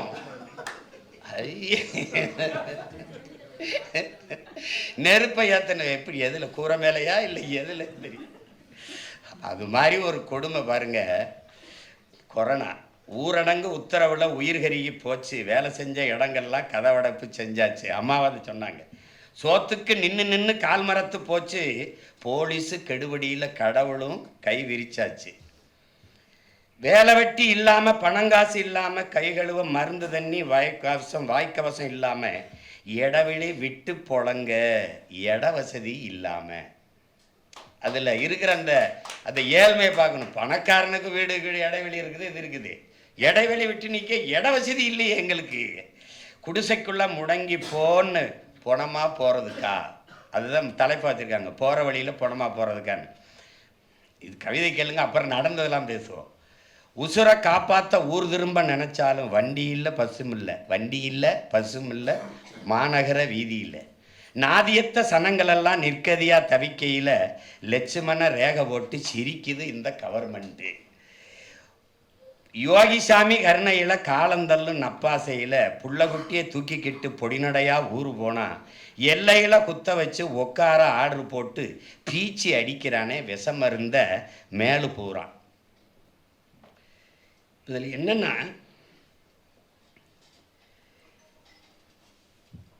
நல்லா இதில் கவனிச்சுக்கிட்டிங்கன்னா, இந்த கொரோனான்னு ஒன்று வந்ததில் நம்ம என்ன கவனிச்சுக்கிறோம் அப்படின்னா, எல்லாமே முடங்கி போச்சு. உலக வல்லாதிக்கத்தின் வெள்ளை மாளிகையிலிருந்து எல்லா வழிபாட்டு தலங்களும் முடங்கிடுச்சு. பள்ளிவாசல்களும் திறக்கப்படலை, தேவாலயங்களும் திறக்கப்படலை, கோயில்களும் திறக்கப்படலை. அதுலேருந்து என்னென்னா நுண்ணுயிரிகள், அது வைரஸுகள், பாக்டீரியாக்கள், அதெல்லாம் சொல்கிறோம். நம்ம பல நல்ல பாக்டீரியாக்கள், நல்ல வைரஸுகள், நல்ல நுண்ணுயிரிகள் இருக்குது. ஏன்னா நீங்கள் எவ்வளோ பெரிய அறிவியலாளராக இருந்தாலும், எங்கள் அப்பா நம்மாழ்வார் கேட்குறாரு, நீ தான் பெரிய அறிவிஞனாச்சே, விஞ்ஞானியாச்சே, தோசை மாவை புளிக்க வைக்க காட்டு, புளிக்க வச்சு காட்டுங்கிறப்ப, தோசை மாவை உன்னால் புளிக்க வைக்க முடியுமா? பாலை உன்னால் தயிராக்க முடியுமா? மோர் ஊற்றி வச்சா தயிர், அதெல்லாம் பேசக்கூடாது. ஓ விஞ்ஞானம் ஆக்குமா? யார் ஆக்குவா? உன் கண்ணுக்கு தெரியாத பல லட்சக்கணக்கான நுண்ணுயிர்கள் இருக்கு. இந்த மண்ணுனா மண் இல்லை, பல கோடிக்கணக்கான உயிர்களின் திரட்டு தான் மண். தண்ணிக்கு மரத்துக்கு கீழே தண்ணியை ஊற்றிடுறோம், செடி கீழே தண்ணி ஊற்றிடுறோம், அது நேரடியாக உணவாக எடுத்துக்கிற முடியாது. அப்போ என்ன செய்யணும்? கண்ணுக்கு தெரியாத பல பூஞ்சைகள், பாக்டீரியாக்கள், காளான்கள், அது பல கோடிக்கணக்கான உயிரினங்கள் தன் உணவுக்கு நீரை எடுத்து உண்டு அதை மரம் செடிகளிலுக்கு உணவாக மாற்றி கொடுக்குது. அப்போ வேருக்கு கீழே பல வேலையாட்கள் வேலை செஞ்சுக்கிட்டு இருக்கான் ஒவ்வொருத்தனும். அப்படி பல நுண்ணுயிர்கள் இருக்கு நற்செயல்களை செய்ய. அப்படி ஒரு நுண்ணுயிர் வந்துச்சு. எப்படி? இந்த மானுட பைய கொட்டத்தையும் ஆணவத்தையும் அடக்கிடே, ரொம்ப ஆடாத, நீ என்ன அமெரிக்க பெரிய அதிபராக, நீ என்ன பெரிய பெரிய இங்கே வாடா அப்படின்னு போட்டு நம்ம ஆளெல்லாம் பாருங்கள், முடியை இப்படி நம்ம நாட்டினுடைய மாண்புமிக்க பிரதமர் ஐயா முடியை இப்படி குறைக்கலை, தாடி முடியை குறைக்கலை, தலைமுடியை குறைக்கலை. ஏன்? அவன் வெட்ட வரவன் தொட்டுட்டான்னா கொரோனா வந்துன்னா பார்த்துருப்பீங்கன்னு நினைக்கிறேன். அந்த காலகட்டத்தில் பெரிய தாடியாக வச்சுருந்தாப்புல. இந்தியா அவர் நேஷன் ஹே, அவன் கொரோனா, ஐ ஆம் கொரோனா ஹே, அவன் ஒன்றும் பண்ண முடியாது, ஒன்றும் பண்ண பயங்கரிட்டார். அதில் இந்த மானுட சமூகம் கற்றுக்கொள்ள வேண்டியது, அறிவார்ந்த தமிழ் சமூக தம்பிதங்கையிலே என் உயிரின்மினி உடன் பிறந்தார்களே, தற்சார்பு பொருளாதாரம் என்பது ஒரு நாடு இன்னொரு நாட்டை எல்லாவற்றுக்கும் சார்ந்திருக்குமானால் அது எவ்வளவு இந்த மாதிரி பேரிடர் காலங்களில், பெருந்துயர் காலங்களில் அல்லல் படும் இன்னல் படும்ங்கிறதுக்கு அந்த கொரோனா தொற்று உணர்த்துச்சு. நீங்கள் எல்லாவற்றுக்கும், உணவுக்கு, அடிப்படை தேவைக்கு பிரிதொரு நாட்டை சார்ந்திருக்கும் போது விண்ணூர்தி பயணிக்கலை, எந்த கப்பல் போக்குவரத்து இல்லை அப்படிங்கும்போது முடங்கி போகுது ஒரு நாடு. அந்த காலகட்டத்தில் அருமை பெருமக்களே, நீங்கள் எல்லா கடையும் மூடி இருந்தது, ஆனால் நீங்கள் நகைக்கடை திறந்திருக்குது, அங்கே போனால் விலை நிறைய நகைகளை வாங்கி சேமிக்கலாம் என்று எவனும் எண்ணல. விலை உயர்ந்த மகிழ்வுந்திருக்கு, கார் இருக்கு, வாங்கி நிறுத்திடலாம் அப்படின்னு எவனும் எண்ணல. விலை உயர்ந்த ஆடைகளை வாங்கி சேமித்து வைக்கலாம் அலமாரியில் என்று எவனும் நினைக்கல. எதை நினைச்சான்? எங்கேயாவது மளிகை கடை திறந்திருக்கா, பால் திறந்திருக்கா, தண்ணீர் கிடைக்குமா, இதான் தேடினான். அப்ப என்ன தெரியுது? எதுவில்லாமலும் உன்னால் வாழ முடியும், நீரும் சோறும் இல்லாமல் வாழ முடியாது என்பதை யார் உணர்த்தினா? உனக்கு கண்ணுக்கு தெரியாத கடவுளாக வந்த கொரோனா என்கிற நோய் தொற்றி உணர்ந்துச்சு. கடவுள் எனக்கு கண்ணுக்கு தெரியல, அது மாதிரி அதுவும் ஒரு கடவுள். ஏன்னா ரொம்ப ஆடாத ஆண்டவனுக்கு நீ பதில் சொல்ல வேண்டியது வரும் சொல்றோம்ல, ரொம்ப ஆடாதே அப்படின்னு ஏன் அவனை நீ கொரோனாவை நீ அப்படின்னு நினைக்கக்கூடாது. இந்த பயல்களை ஒரு மிரட்டணும்டா அப்படின்னு. அப்போவே அடங்கலை, இப்போ ஆடிட்டு தானே இருக்கான் அவன். இந்த முக கவசர்கள், இந்த மாஸ்க் வித்தை மட்டும் பல லட்சம் கோடி அடிச்சுட்டு போயிட்டாப்ல. இந்த வேஸ்லின் கண்டுபிடிச்சு சொன்னால. நீங்கள் ஏன் அறிவார்ந்த சமூகம், நீங்கள் எத்தனை பேர் போட்டிங்கன்னு தெரியாது. நான் சொல்கிறேன், உண்மையிலே கொரோனாவுக்கு இந்த வேஸ்லின் அந்த தடுப்பு ஊசி போடாத ஒரே ஆள் நான் தான். ஆனால் நீங்கள்லாம் பார்த்தீங்களா, நீங்கள் அப்போ பாருங்கள், தினமும் பலாயிரக்கணக்கான மக்களோட நின்றுக்கிட்டு உதவிக்கிட்டு மாஸ்க் போட்டுக்கிட்டு இருப்பேன். அந்த நேரத்தில் இடைத்தேர்தலாம் வச்சான், மாஸ்க் போட்டு கும்பிடும் போது சிமா அதை கலட்டுப்பா, முகத்தை ஒரு தடவை காட்டுப்பா, அண்ணே இந்த மாஸ்க் எடுத்துகிட்டு ஒரு ஃபோட்டோ எடுங்கண்ணே அப்படின்னு. அப்போ இவங்க அனுப்பிடுவாங்க போல இருக்கு. ஏன்னா கொரோனாங்கிறத ஒரு எளிதாக எடுக்க முடியாது. நான் அரிதான உயிர்களை எல்லாம் இழந்தோம். குறிப்பாக ஐயா எஸ்பி பாலசுப்ரமணியம், என் தாய்மாமன் தமிழ் முழக்கம் சமையல் மாதிரி மிக நம்ம கண்ணுக்கு முன்னாடி நிறைய உயிர்களை நாம் இழந்துட்டோம். இதில் இது பண்ண முடியாது. அப்போ நான் இயங்கிக்கிட்டு இருந்தேன். ஆனாலும் நான் அந்த ஒரு 2 குழப்பம் இருந்துச்சு எனக்கு. என் மேலே அக்கறை கொண்ட பல மருத்துவர்கள் தம்பி நீங்கள் ஒரு வேஸ்லின் போட்டுக்கிறோங்க அப்படின்னு. ஏன்னா முதல்வர் வந்து நான் 3 டோஸ் போட்டேன், நீங்கள் போட்டுருங்க அப்படின்னு சொல்லிட்டாப்புல. இப்படி பாஸ்க்கு போட்டுக்கிறங்க, இப்படி 3 டோஸ் போட்டேன், முதல்ல இது போட்டேன் அப்படின்னு. சில மருத்துவர்கள் தம்பி நீங்கள் போடாதீங்க, பார்த்துக்குறோம், அது தேவையில்லை அப்படி. அது பெரிய பின்விளைவை ஏற்படுத்தும். ஒரு தெளிவு தான் எனக்கு இருந்தது. பன்னெடுங்காலமாக இருக்கிற புற்றுநோய்க்கு மருந்து கண்டுபிடிக்க முடியல, நீண்ட காலமாக இருக்கிற எய்ட்ஸுக்கு தடுப்பு நோய் மருந்து கண்டுபிடிக்க முடியல, சளி இருமலுக்கே கண்டுபிடிக்க முடியல. சளி இருமலுக்கு மருந்து மாத்திரை ஏதாவது இருக்கா? யாராவது சொல்லுங்க, மருத்துவர்கிட்ட சொல்லுங்க. நான் என் தம்பிகள் எல்லாம் மருத்துவராக இருக்கா, வந்து இருமல் எனக்கு அடிக்கடி சளி வந்துடும். உலகத்திலே எனக்கு ரொம்ப பிடிச்சது சளிக்கு தான், அடிக்கடி பிடிச்சிக்கிறோம். போய் கேட்டோன்னே என்ன இந்த குடிங்கண்ணே, இந்த டானிக்கு குடிங்க, இந்த காஃப் சிறப்பை குடிங்க, எவ்வளோ நாள், ஒரு வாரத்தில் சரியாயிடும். குடிக்கலாம், அப்போ ஒரு வாரத்தில் சரியாயிடும். கேட்டேன் ஏன்டா, மருந்து இல்லைண்ணே, அண்ணே நல்லா இருப்பீங்கண்ணே, ஏதோ ஒரு இது கொடுக்குறோம், இதை குடிச்சா கிரமம் டப்புன்னு தூங்கிடுவியா, இருமுறது தெரியாது, அதனால குடிச்சு தொலைங்கண்ணே. ஏனே இப்படி கேள்வியாக போட்டு கொள்றீங்க? உண்மையிலே கிடையாதுங்கய்யா, யாராச்சும் கேள்வி உண்மையிலே கிடையாது தம்பி, கிடையாது. அதுக்கே கண்டுபிடிக்கல, இப்பதான் வந்துச்சு கொரோனா, உடனே கண்டுபிடிச்சு. எனக்கு தெரியுது சரி வராது. ஏன்னா இவன் என்ன சொன்னாலும் கபசுரம் குடிங்க, கபசுரத்துக்கு வந்துட்டான். டெங்கு கீழே, டெங்குன்னா நிலவேம்பு, கபசுரம் நிலவேம்பு குடி. அந்த நேரத்தில் பட்ட பாடு இந்த மானுட சமூகம் பட்டது. அதில் ஐயா சொல்கிறாங்க பாருங்க, உத்தரப்பிரதேசம், அந்த வட இந்திய மாநிலங்கள் இருந்த மக்கள் சொந்த நாட்டுக்குள்ளே அகதிகளாக வந்ததுக்கு பாருங்கள், மூட்டை முடிச்சா ஒரு குழந்தையில இறந்துருச்சு. கர்ப்பிணி பெண் நடந்து வரும்போதே பிறந்துருச்சு, ரத்தத்தோடு அப்படி நடந்து வர அந்த காட்சிகள். அதுலேருந்து என்ன தெரியுது? போக்குவரத்து, ஒரு இடத்திலிருந்து இன்னொரு இடத்துக்கு இடம்பெயர்கிற போக்குவரத்து கட்டமைப்பில் நம்ம எவ்வளவு பலகீனமாக இருக்கிறோங்கிறத ஒரு சின்ன கண்ணுக்கு தெரியாத தொற்று நமக்கு உணர்த்திட்டு போயிடுச்சு. மாண்புமிக்க நிதியமைச்சர்கிட்ட ஒரு ஊடகவியலாளர் கேட்குறாரு, இப்படி மக்களை இப்படி நடக்க விட்டீங்க, இப்படி பண்ணிட்டீங்களேன்னா, அவ்வளவு சிரமம் இருந்தால் அவங்களோட பையன் வாங்கி நீங்கள் கூட நடங்களேன்ட்டாங்க. வருந்துகிறோம், இந்த ஒரு பெரிய நோய் தொற்று, இதிலிருந்து சரியாயிடலாம், அதுக்கான மக்களுடைய துயரங்களில் நாங்களும் பங்கேற்கிறோம், சரி பண்ணுவோம், எல்லாரும் அதுக்கு தான் போராடி கொண்டிருக்கோம் அப்படின்னு ஒரு ஆறுதல் வார்த்தை கூட பதிவு செய்ய கிடையாது. அது ஒரு பெரிய கொடுமையான காலகட்டம். அதை தான் ஐயா சொல்கிறாங்க. அதில் என்னென்னா, அது அந்த காலத்தில் இருந்து மீண்டு வந்தது இப்போ திருப்பி பார்க்கும்போது அந்த காயம் எவ்வளவு கனத்த வழியை தருது நமக்குங்கிறது தெரியுது.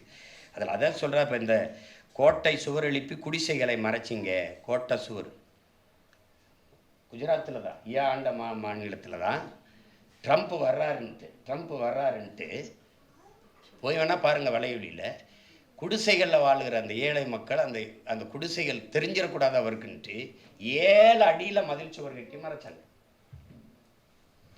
ஒரே ஒருத்தன் தான், நான் இந்தியாவில் நான் தான் கேள்வி எழுப்பினேன், அந்த 7 அடியில் மதில் சுவர் கட்டின நீ அந்த கல்லை வச்சு அவனுக்கு வீடை கட்டி கொடுத்துருக்கலாமாடா, ஏன்டா குடிசையை கட்டினான்?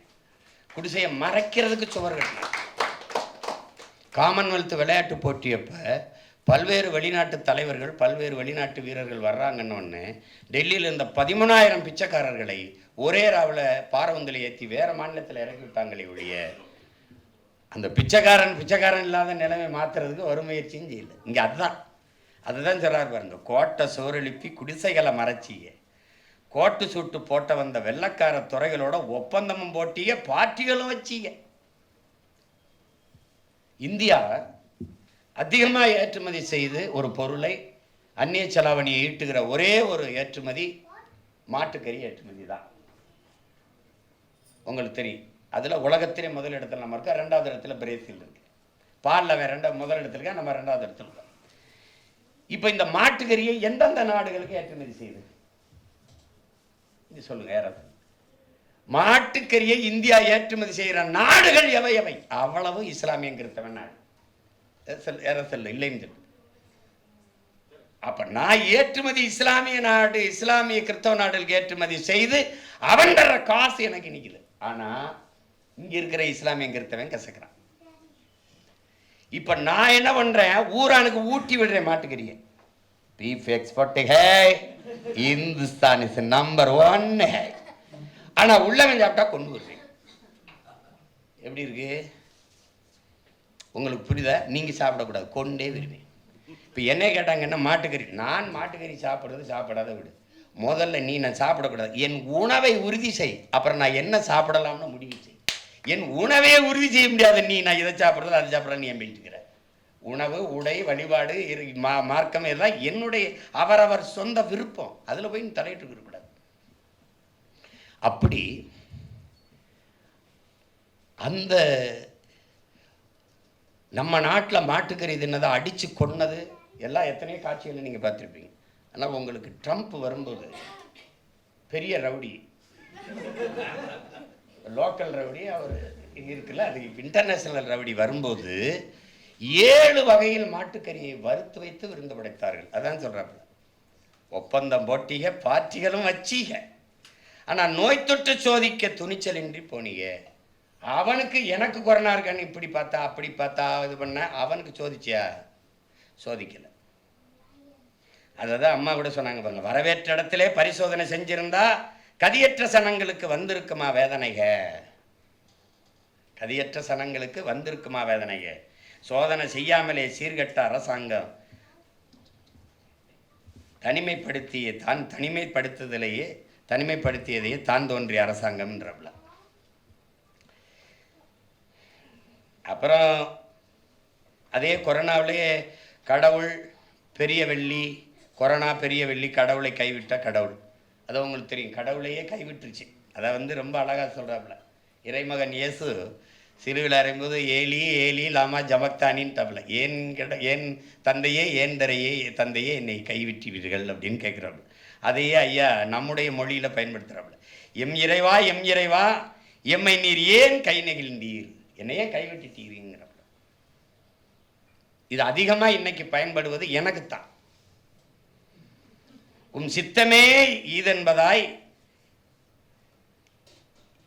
ஏற்க எம்மில் தெம்பில்லைங்கிறார். உன் சித்தம் இதுவானால் அதை ஏற்றுக்கிறதுக்கு எங்களுக்கு தெம்பில்லை, மனசு இருக்கு ஆனால் உடம்புல தெம்பில்லைங்கிறத. அதை தான் ஏன் தந்தை எம் இறைவா எம் இறையா எம்மை ஏன் நீர் கை நெகிழ்ந்தீர்கிறார். அதை நான் என்ன என் மக்கள்கிட்ட இவ்வளவு போயிட்டுக்க, ஏன் என் மக்களை நீங்கள் இறைமகன் இயேசு அவன் தந்தை கைவிட்ட மாதிரி என்னை நீங்கள் தொடர்ச்சியாக கைவிட்டுக்கிட்டு இருக்கீங்கன்னு, ஏன் நீங்கள் எம்மை ஏன் நீர் கை நெகிழ்ந்தீர் அப்படின்னு கேட்குறாருல. கடவுள் கோயில்களும் வழிபாட்டு தலங்களுமே மூடப்பட்டு விட்டது. ஏன்னா பெரிய கடவுள் கொரோனா கடவுள் மூடிட்டாப்புல எல்லாத்தையும். அதில் அருமையாக சொல்கிறது என்னென்னா, காற்றையும் நீரையும் கழிவாய் மாற்றினோம். ரொம்ப ஆழ்ந்து கவனிக்கப்பட வேண்டிய செய்தி இது. இன்னைக்கு இருக்கிற சூழியல், பொருளியல், அரசியல்னு ஐயா கி வெங்கட்ராமன் எழுதின நூலை என் அரும் தம்பி தங்கைகள் படிக்கணும். இந்த சூழியல் கேடு, காலநிலை மாற்றம், புவி வெப்பம், இதெல்லாம் எவ்வளவு பெரிய பேராபத்தை நோக்கி இந்த பூமி பந்தை நகர்த்தி கொண்டு போகிறது என்பதை அறிவு சமூகம் அறிந்து கொள்ளணும். அது நம் என்னிலும் இளைய பிள்ளைகள் தெரிந்து அடுத்த பிள்ளைகளுக்கு அறிய தரணும். அதை காற்றையும் நீரையும் கழிவாய் மாற்றினோம். காற்றை எப்படி நீ கழிவாக மாற்றின? காற்றை சுவாசிக்கலை, கந்தக தூசை சுவாசித்து கொண்டு நாம் இருப்போம். அதனால நுரையீரல் தொற்று, தோல் நோய், கண்ணெரிச்சல் எல்லாம் வருது. நீரையும் கழிவாய் மாற்றினோம். நீ குடிக்கிற நீர் நீரா என்பதே உனக்கு தெரியாது. ஏன்னால் நீர் ஒரு உயர்ந்த சந்தை பொருளாவான போது, என் அன்பு தங்கைகள், என் தம்பி தங்கைகள்லாம் இருக்கிறீங்க, என் அம்மாக்கள்லாம் இருக்கிறாங்க. நமக்கு ஏப்ரல் மே மாதங்களில் கோடை காலங்களில் நீர் கிடைக்க மாட்டேது. பல காலங்களில் நீர் தட்டுப்பாடு வருது. குடங்களை வைத்துக்கொண்டு வரிசையாக வீதியில் நிற்கிறோம். இப்போவும் நிற்போம், நம்ம இந்த மே மாதமும் நிற்போம். ஆனால் அந்த காலகட்டங்குள்ள அலைபேசியில் அழைத்து பேசினார் ஒரு கடைக்காரன். 50 கேன் 50 குடுவைன்னா அப்படியே அப்பளோ கேனை இறக்குறானே, இத்தனை போத்தலை அப்படின்னா கிண்லே அக்வஃபனாவை இறக்குறானே. அப்போ எங்களுக்கு கிடைக்காத, என் பெற்றோர்களுக்கு எங்களுக்கு கிடைக்காத நீர் இந்த முதலாளிகளுக்கு மட்டும் தடையின்றி எப்படி கிடைக்குதுங்கிற கேள்வியை யாருமே எழுப்பலையே. நமக்கு கிடைக்கல, ஆனால் அழைச்சி பேசினா உடனே வருது. எங்கிருந்து வருது? அது தண்ணீர் மாதிரி இருக்கு. தண்ணி தானா? நீ பால் குடிக்கிற, அது பால் தானாங்கிற கேள்வி இருக்கா? பால் குடிக்கிற மாடங்க. அப்ப பால் போல ஒன்று, milk flavour, manga flavour, lemon flavour மாதிரி, அது மில்க் ஃப்ளேவர். பால் மாதிரி ஒன்று, பால் இல்லை. இது தண்ணி மாதிரி ஒன்று, தண்ணி இல்லை. அதனால இந்த தண்ணீரை நீ என்னவாக்கிட்ட?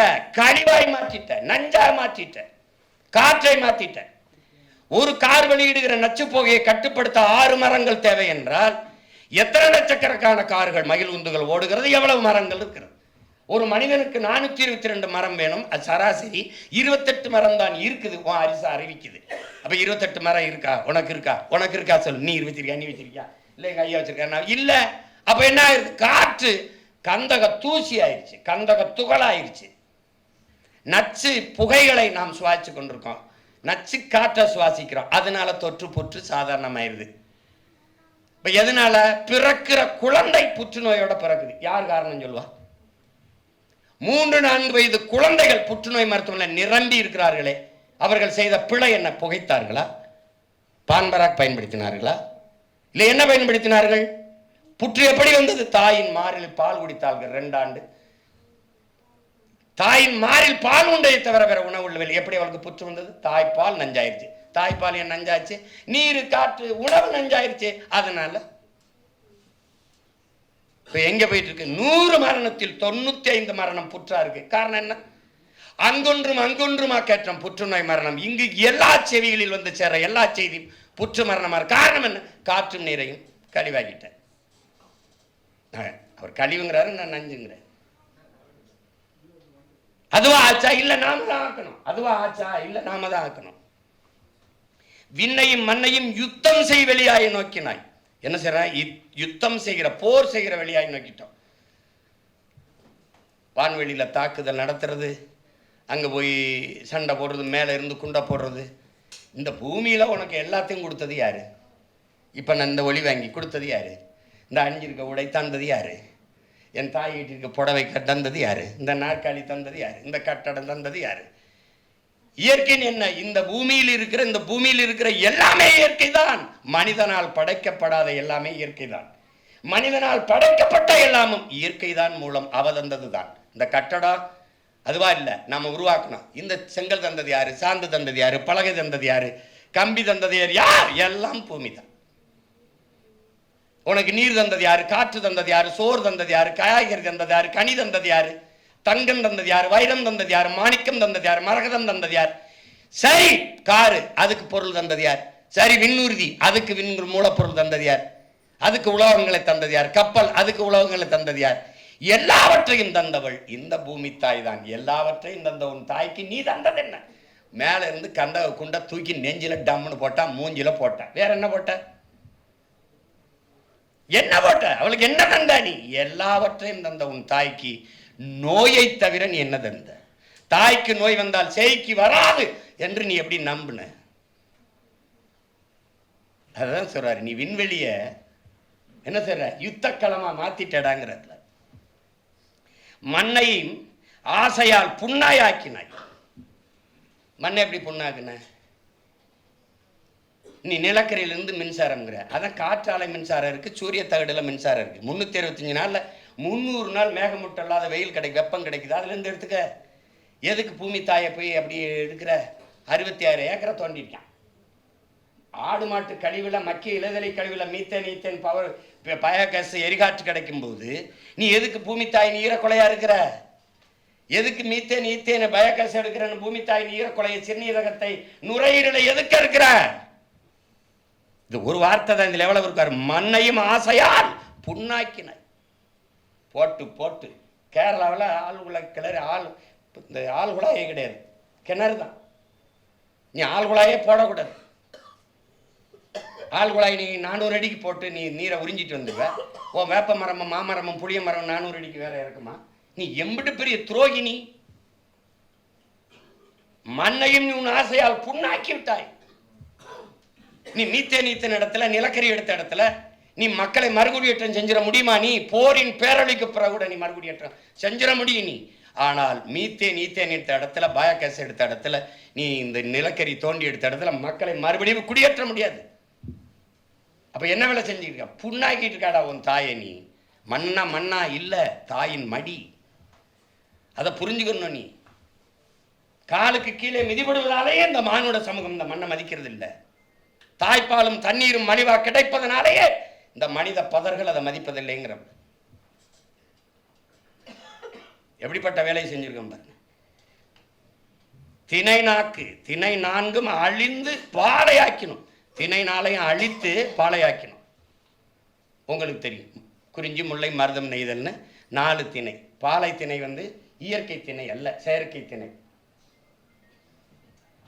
அப்ப முல்லையும் குறிஞ்சியும் முறைமையில் திரியின் நிலம் நடுக்குற்று நல்லியல் விளந்து பாலை எனும் படிமம் கொள்ளுங்கிறான் இளங்கோடிகள் நம் மூதாதை. நீ என்ன பண்ற? திணை 4ஐயும் அழித்து பாலையாக்கி கொண்டிருக்கிறாய். எப்படி அழிக்கிற? முதல்ல ஆத்து மணலை அள்ளுன அரை எங்குல மணல் வளர 100 ஆண்டுகள் ஆகுங்கிறான். 30 அடிக்கு அள்ளிட்டு போயிட்டேன். 34 ஆறை நீ கொன்னுட்ட. அதுக்கப்புறம் என்ன பண்ணுச்சு? இந்த மலை, இந்த அருவி எங்கிருந்து வந்துச்சு? இந்த ஆறு எங்கிருந்து வந்துச்சு? அருவியிலிருந்து. அருவி எங்கிருந்து வந்துச்சு? மலையிலிருந்து. பூமி தாயின் மலை மார்ப அதை என்ன செய்யற? மலை மணல்னு இந்த மணல் தீர்ந்தவன அதை அறுக்கிற. இப்ப மலையை குவாரியாக்குற. கற்களை மலையை பார்க்கும்போது காசாக்கி வெட்டி கல்குவாரி எம்சாண்டு மலை மணல்னு அள்ளி ஏத்துற காசு. அப்ப மலை வெட்டுற. கீழே இறங்குற. முல்லை காடுகளை பூரா அழிக்கிற. அப்ப 4 திணைகளையும் அழிக்கிற. மருத திணையில என்ன பண்ற? நிலத்தை என்ன பண்ற? மீத்தேன் எடுக்கிறேன், ஈத்தேன் எடுக்கிறேன், நிலக்கரி எடுக்கிறேன், அதை எடுக்கிறேன், இதை எடுக்கிறேன், அணு உலையை நிறுவனேன், ஸ்டெர்லைட்டை வைக்கிறேன், பூரா நச்சு ஆலைகளை வச்சு அதை அழிக்கிற. மருத திணையை, மருத நிலத்தை அழிக்கிற. கடைசியா நெய்தல் என்ன பண்ற? எல்லா ஆலை கழிவையும் ஆற்று வழியே அல்லது நேரடியா கடல் கொண்டு கொட்டுறேன். அணுகுண்டு தேவையில்லை பூமியை அழிக்க, பிளாஸ்டிக் நெகிழியே போதுங்கிறான். நீ இந்த பிளாஸ்டிக்கை இங்க பாருங்க, உலகம் கடலுக்குள்ள இந்திய நிலப்பரப்பு போல 2 மடங்கு நெகிழி பிளாஸ்டிக் குப்பைகள் கடலுக்குள்ள கிடக்குதுங்கிறான். செத்து கரை வருங்கிற திமிங்கலத்தின் வயிற்றுல 42 கிலோ பிளாஸ்டிக் இருக்குது. அப்ப பிளாஸ்டிக் தரையில் இருக்கிறதாவது எடுத்து எந்தையாவது ஒரு சரி பண்ணி விடலாம். கடலுக்குள்ள இருக்கிறத எப்படி சரி பண்ணுவ? உனக்கு ஆக்சிஜன்ல 80 விழுக்காடு மூச்சு காற்று யார் தர்றா? கடலுக்கு ஒரு நீல பச்சை பாசிங்கிற தாவரம். அது மேல பிளாஸ்டிக் கொட்டி முன்னின்னா பூமி எப்படி இருக்கும்? அது எப்படி இருக்கும்? அப்ப இந்த 4 தினம் குறிஞ்சி முல்லை மருதம் நெய்தல் இந்த 4 திணையையும் நிலத்தையும் நீ அழிக்கிறனால என்ன ஆகும்? பாலை எனும் நிலம் அது செயற்கை திணை, அது உருவாகிரும். பாலை நிலத்தில் வாழ்விடம் மனிதர்களில் எவ்வுயிரும் வாழ்வதற்கு வாய்ப்பற்ற நிலமாக உன் தாய் நிலத்தை மாற்றி கொண்டிருக்கிறாய். அதை என்ன சொல்றாரு? 4 திணையும் ஆசையால் நீ பாலையாக்கி கொண்டிருக்கிறாய்ங்கிறார். அழித்து பாலையாக்கி கொண்டிருக்கிறாய். அதுதான் இங்க இருக்கிறது. இப்ப 5 கொடையாக நீர் மாந்தருக்கு ஈந்த உண்மை மறந்தே தீமையை நுகர்ந்தே மானுட மகனை மறுதளித்தோமே. இறைமகன் பூமிக்கு வந்தார் இயேசுபிரான். 5 திணை. இந்த 5 திணையும் மறந்த 5 என்ன? உங்களுக்கு தெரியும். நீர், நிலம், நீர், காற்று, தீ, விசும்பு, ஆகாயம், விண்வெளி. இந்த 5 ஆற்றல்ங்கிற அவங்க 5 பூதகங்கிறாங்க, 5 பூதங்கள்ங்கிறாங்க. நம்ம 5 ஆற்றலுங்கிறோம் தூய தமிழ்ல. அந்த பூதம் என்ன? பெருவலிமை. இப்ப இந்த பேராற்றல், இந்த 5 ஆற்றல் இல்லாது உலகில் மனிதர்கள் மட்டுமில்லை, எவ்வுயிரும் கிடையாது. பல நிலம், நீர், தீ, வலி, விசும்பு, காற்று, ஆகாயம் இது இல்லாது எதுவுமே எந்த உயிரும் இல்லை. அதை நீ என்ன பண்ற? மறந்துட்டு அதை தந்த இறைவனை நீ மறுதளிச்சிட்டாங்கிறப்ப. அடுத்து இங்க பாருங்க, இன்னைக்கு இந்த தனியார்மய, தாராளமய, உலகமய பொருளாதார கொள்கையில் நம் நாடு சந்தையாயிடுச்சு. என் அன்பு பிள்ளைகள், என் அருமை பெரியவர்கள், குறிப்பாக எங்கள் ஐயா வரைக்கும் எல்லாருமே வர்த்தக பொருளாதாரத்தை, சந்தை பொருளாதாரத்தை ஏற்றுக்கொண்டிருக்கிற ஒரு நாட்டின் தலைவன்,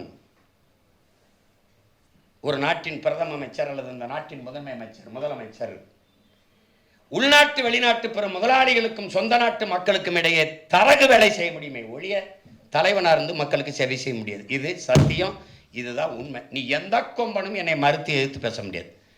அதனால தான் என்ன சொல்கிறேன், பிரதமர் என்பவர் இன்டர்நேஷனல் புரோக்கர், முதலமைச்சர் என்பது ஆல் இந்திய புரோக்கர். இப்போ முதலமைச்சர்களுக்கே இன்டர்நேஷனல் புரோக்கர் ஆகிறதுக்கு போட்டி நடக்குது. அந்நிய முதலீட்டை கொண்டு வரோம், அங்கே கொண்டு வரோம், இங்கே கொண்டு வரோம்னு. ஜப்பானே வா, அமெரிக்கா வா, என்னைய சின்னமன்னூரில் கேட்டாக, சிங்கப்பூரில் கேட்டாக, மன்னார்குடியில் கேட்டாங்கிற மாதிரி சிங்கப்பூர் தொழிலதிபர் வா, துபாய் அதிபரை வா, எங்கே வா, இங்கே வா. கப்பலில் வர்த்தகம் செய்ய விரட்டி போராடி விடுதலைன்ட்டு வானூர்தியில் வர்த்தகம் செய்யறவர்னா வான்னு சிவப்பு கம்பளை விரிச்சு வரவேற்கிறத வளர்ச்சிங்கிறான். இந்த உலகமய தனியார்மய தாராளமய பொருளாதார கொள்கையில் நாடு சந்தையாகிவிட்டது. சந்தையில் என் அன்பு சொந்தங்களே, அருமை தம்பி தங்கைகளே, வர்த்தகம் நடக்குமா, வாழ்க்கை நடக்குமாங்கிற கேள்வியை கேட்டு பார்க்கணும். வர்த்தகம் இந்த நடக்கும். வர்த்தகம் நடந்து லாப குவியல் முடிஞ்ச பிறகு கூடாரத்தை காலி பண்ணிடுவான். அப்படிதான் நடந்தது இங்க நோக்கியோ, அப்படிதான் ஃபோர்டு, அப்படிதான் பல நிறுவனங்கள், அப்படிதான் டால்மியா சிமெண்ட் எல்லாம் வருவான். வளத்தை சுரண்டி எல்லாம் முடிச்சோன்னா போயிட்டே இருப்பான். மூட்டை கட்டிட்டு போயிடுவான். ராவ காலி பண்ணிட்டு போயிடுவான். நோக்கியோ இங்க இருந்துச்சு எங்க, ஃபோர்டு நிறுவனம் இருந்துச்சு எங்க, இந்த ஹொண்டா எவ்வளவு நாளைக்கு இருக்கும்? நீர்வளம் இல்லை, அவனுக்கு பிரச்சனைனா போயிடுவான். அது பின்னாடி சொல்றாரு. இந்த 8 வழிச்சாலை இதெல்லாம் சொல்றாருல, பின்னாடி சொல்றாருல. இதற்கு பாருங்க, இந்த சந்தை பொருளாதாரத்தை ஏற்றுக்கொண்டிருக்க ஒரு நாட்டின் தலைவனாக இருந்து மக்களுக்கு சேவை செய்ய முடியாது. தரகராக இருந்து முதலாளிகளுக்கு தான் வேலை செய்ய முடியும். அது உங்களுக்கு கண்கூடா இப்போ நீங்கள் பார்ப்பீங்க. இப்போ உங்களுக்கு நீங்கள் பார்ப்பீங்க. ஏன்னா இந்த சரக்கு மற்றும் சேவை வரியிலேயே குழந்தைகள் சாப்பிடுகிற பிஸ்கட்டுக்கு 18 விழுக்காடு வரி, தங்க பிஸ்கட்டுக்கு எத்தனை விழுக்காடு வரி விதிப்பது என்பது 3 நாள் விவாதிச்சு 3 விழுக்காடு வரி. நீங்க புரியுதுன்னு நினைக்கிறேன். மாற்றுத்திறனாளிகள் எழுதி படிக்கிற தாள் அதுக்கு 18 விழுக்காடு, மாற்றுத்திறனாளிகள் பயணிக்கிற முச்சக்கர வாகனத்திற்கு 18 விழுக்காடு, காது கேளாதவர் வைக்கிற செவித்திறன் கருவி இருக்கு பாருங்க, அதுக்கு 18 விழுக்காடு. ஆனால் முதலாளிகளின் தங்க பிஸ்கட்டுக்கு 3 விழுக்காடு. இப்ப யாருக்கு வேலை செய்யறாருன்னு தெரியுதா? இப்போ விண்ணூர்தியில் நீங்க பயணிக்கிறீங்கல்ல, இந்தியாவில் ஏதாவது ஒரு சொந்தமா விண்ணூர்தி இல்லாத ஒரு நாடு இருக்குன்னா உலகத்துல நம்ம நாடு தான். இப்போ எந்த வண்டி பறக்குதுன்றீங்க? இண்டிகோங்கிறது ஒரு நாடு 75 விழுக்காடு அரசு, 25 விழுக்காடு முதலாளிகளை சாரலாம், அல்லது 30 கொடுக்கலாம், அல்லது ரொம்ப 50 விழுக்காடு கொடுக்கலாம். ஆனால் 100 விழுக்காடு முழுமையாக முதலாளிகளை தனியார் மயப்படுத்துதலில் வந்த சிக்கல் இண்டிகோ. திடீர்னு இப்போ நீங்கள் மதுரைக்கு பொண்ணு போக முடியும். அவன் எடுக்கிற நேரம் தான் நேரம், அவன் விதிக்கிறதான் கட்டணம். மதுரைக்கு போக 24,000 ரூபாய் செலவாகுது. திருப்பி நான் வர 1/2 லட்சம், 2 பேர் வேணா 1 லட்சம். எப்படி இருக்கு பாருங்க. ஏன் வாகனத்தை போக முடியாது? சீக்கிரம் போகணும், அங்கே ஒருத்தர் அவசரமா சந்திக்கணும். இது எப்படிப்பட்ட வளர்ச்சி? ஒரே ஒரு முதலாளி, இண்டிகோ முதலாளி, அவர் ஓட்டி சம்பாதிக்கிறதுக்கு 5000 ஏக்கர்ல விண்ணூர்தி நிலையம். பறக்கவே விமானம் இல்லை, அப்புறம் எதுக்கிட்ட 5000 ஏக்கர்ல ஏர்போர்ட்னா பதில் இல்லை. இப்ப இது யாருக்கு வேலை செய்யுது? முதலாளி. அது எங்க சொல்ல வர்றாரு? ஏழைத்தாய் பெற்ற பிள்ளை, ஏழைத்தாய் பெற்ற பிள்ளை, ஏழைகள் வாழ்வு பெற வாழ்வை ஈந்தவன் ஒரு இயேசுவானான். ஒருத்தன் இறைமகனாயிட்டான், இயேசுவானான். ஏழைத்தாய் பெற்ற பிள்ளை, ஏழைகளோடு ஏழையாக இறந்து வாழ்ந்தவன் ஒரு சாய்பாபாவானான். ஏழைத்தாய் பெற்ற பிள்ளை, ஏழைகள் பசியாற்ற அரசியல் திட்டம் தீட்டியவன் ஒரு காமராஜரானான். அடுத்து பாருங்க, ஏழைத்தாய் பெற்ற பிள்ளை, ஏழை தலித்துகள், அதாவது ஆதி தமிழ் குடிகள், ஆதி தாழ்த்தப்பட்ட குடிகள் தலை நிமிர அரசியல் களம் கண்டவன் ஒரு அம்பேத்கரானான். அதே மாதிரி ஏழைத்தாய் பெற்ற பிள்ளை, ஏழைகளுக்கு ஆறுதலா ஒரு வார்த்தை கூட இல்லாத பெரும் பணக்காரர்கள் போற்றும் கடவுள் ஒரு மோடி ஆனார். பணக்காரர்கள் போற்றுகிற கடவுளாக நம்ம ஐயா மோடி ஆனார்னு சிறவில்லை. இது எதுக்கு சிறவில்லை? நான் அவ்வளோ நேரம் சொல்லி வந்தேன்ல, அதுதான் இதுக்கு சிறவில்லை. முதலாளிகள், அறிவார்ந்த பெருமக்கள், எந்த ஒரு முதலாளியும் லாப தேவைக்கு முதலீடு செய்வானே ஒழிய மக்கள் சேவைக்கு முதலீடு செய்ய மாட்டான். நம் நாடு ஏற்றுக்கொண்டிருக்கிற சந்தை பொருளாதாரம் என்பது எப்பவுமே ஒண்ணு கவனிங்க, முதலாளிகளின் வளர்ச்சியவே நாட்டின் ஒட்டுமொத்த வளர்ச்சியாக கட்டமைக்கும். உலகத்தின் 3வது பெரிய பணக்காரர்களே அதானி அம்பானி இருக்கிறாங்க. 28 விழுக்காடு, 28 கோடி மக்கள் இரவு உணவு இல்லாமல் தூங்க செல்கிறார். பல கோடிக்கணக்கான பச்சிளம் குழந்தைகள் பசியோடு உறங்க செல்கிறார்கள். எந்த நாட்டில் நீங்க இருக்கிறீங்க? விண்ணூரில் விண்வெளியில் பறக்கிற ஒரு தங்கை. வளர்ச்சி.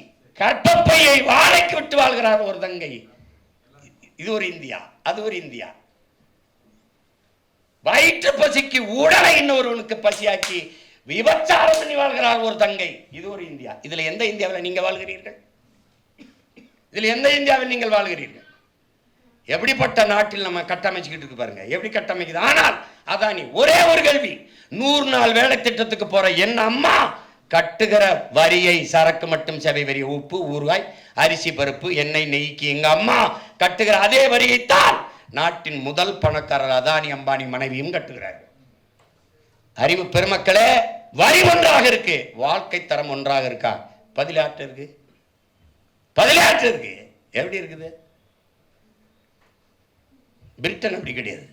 வரியை எடுக்குது, வரியை எடுக்குது. 100 ரூபாய் எங்கள் ஐயாட்ட சம்பளம்னா 75 ரூபாய் எடுத்துக்கிறோம். எனக்கு 1 லட்சம் சம்பளமா, அதில் 75,000 எடுத்துக்கிறோம். இவர் குறைவாக கொடுத்தாரு, இவர் நிறையா கொடுத்தாருங்கிறது இல்லை, சமமாக பொதுமையாக நாட்டுக்குடிகளுக்கு பிரித்து கொடுக்கும்.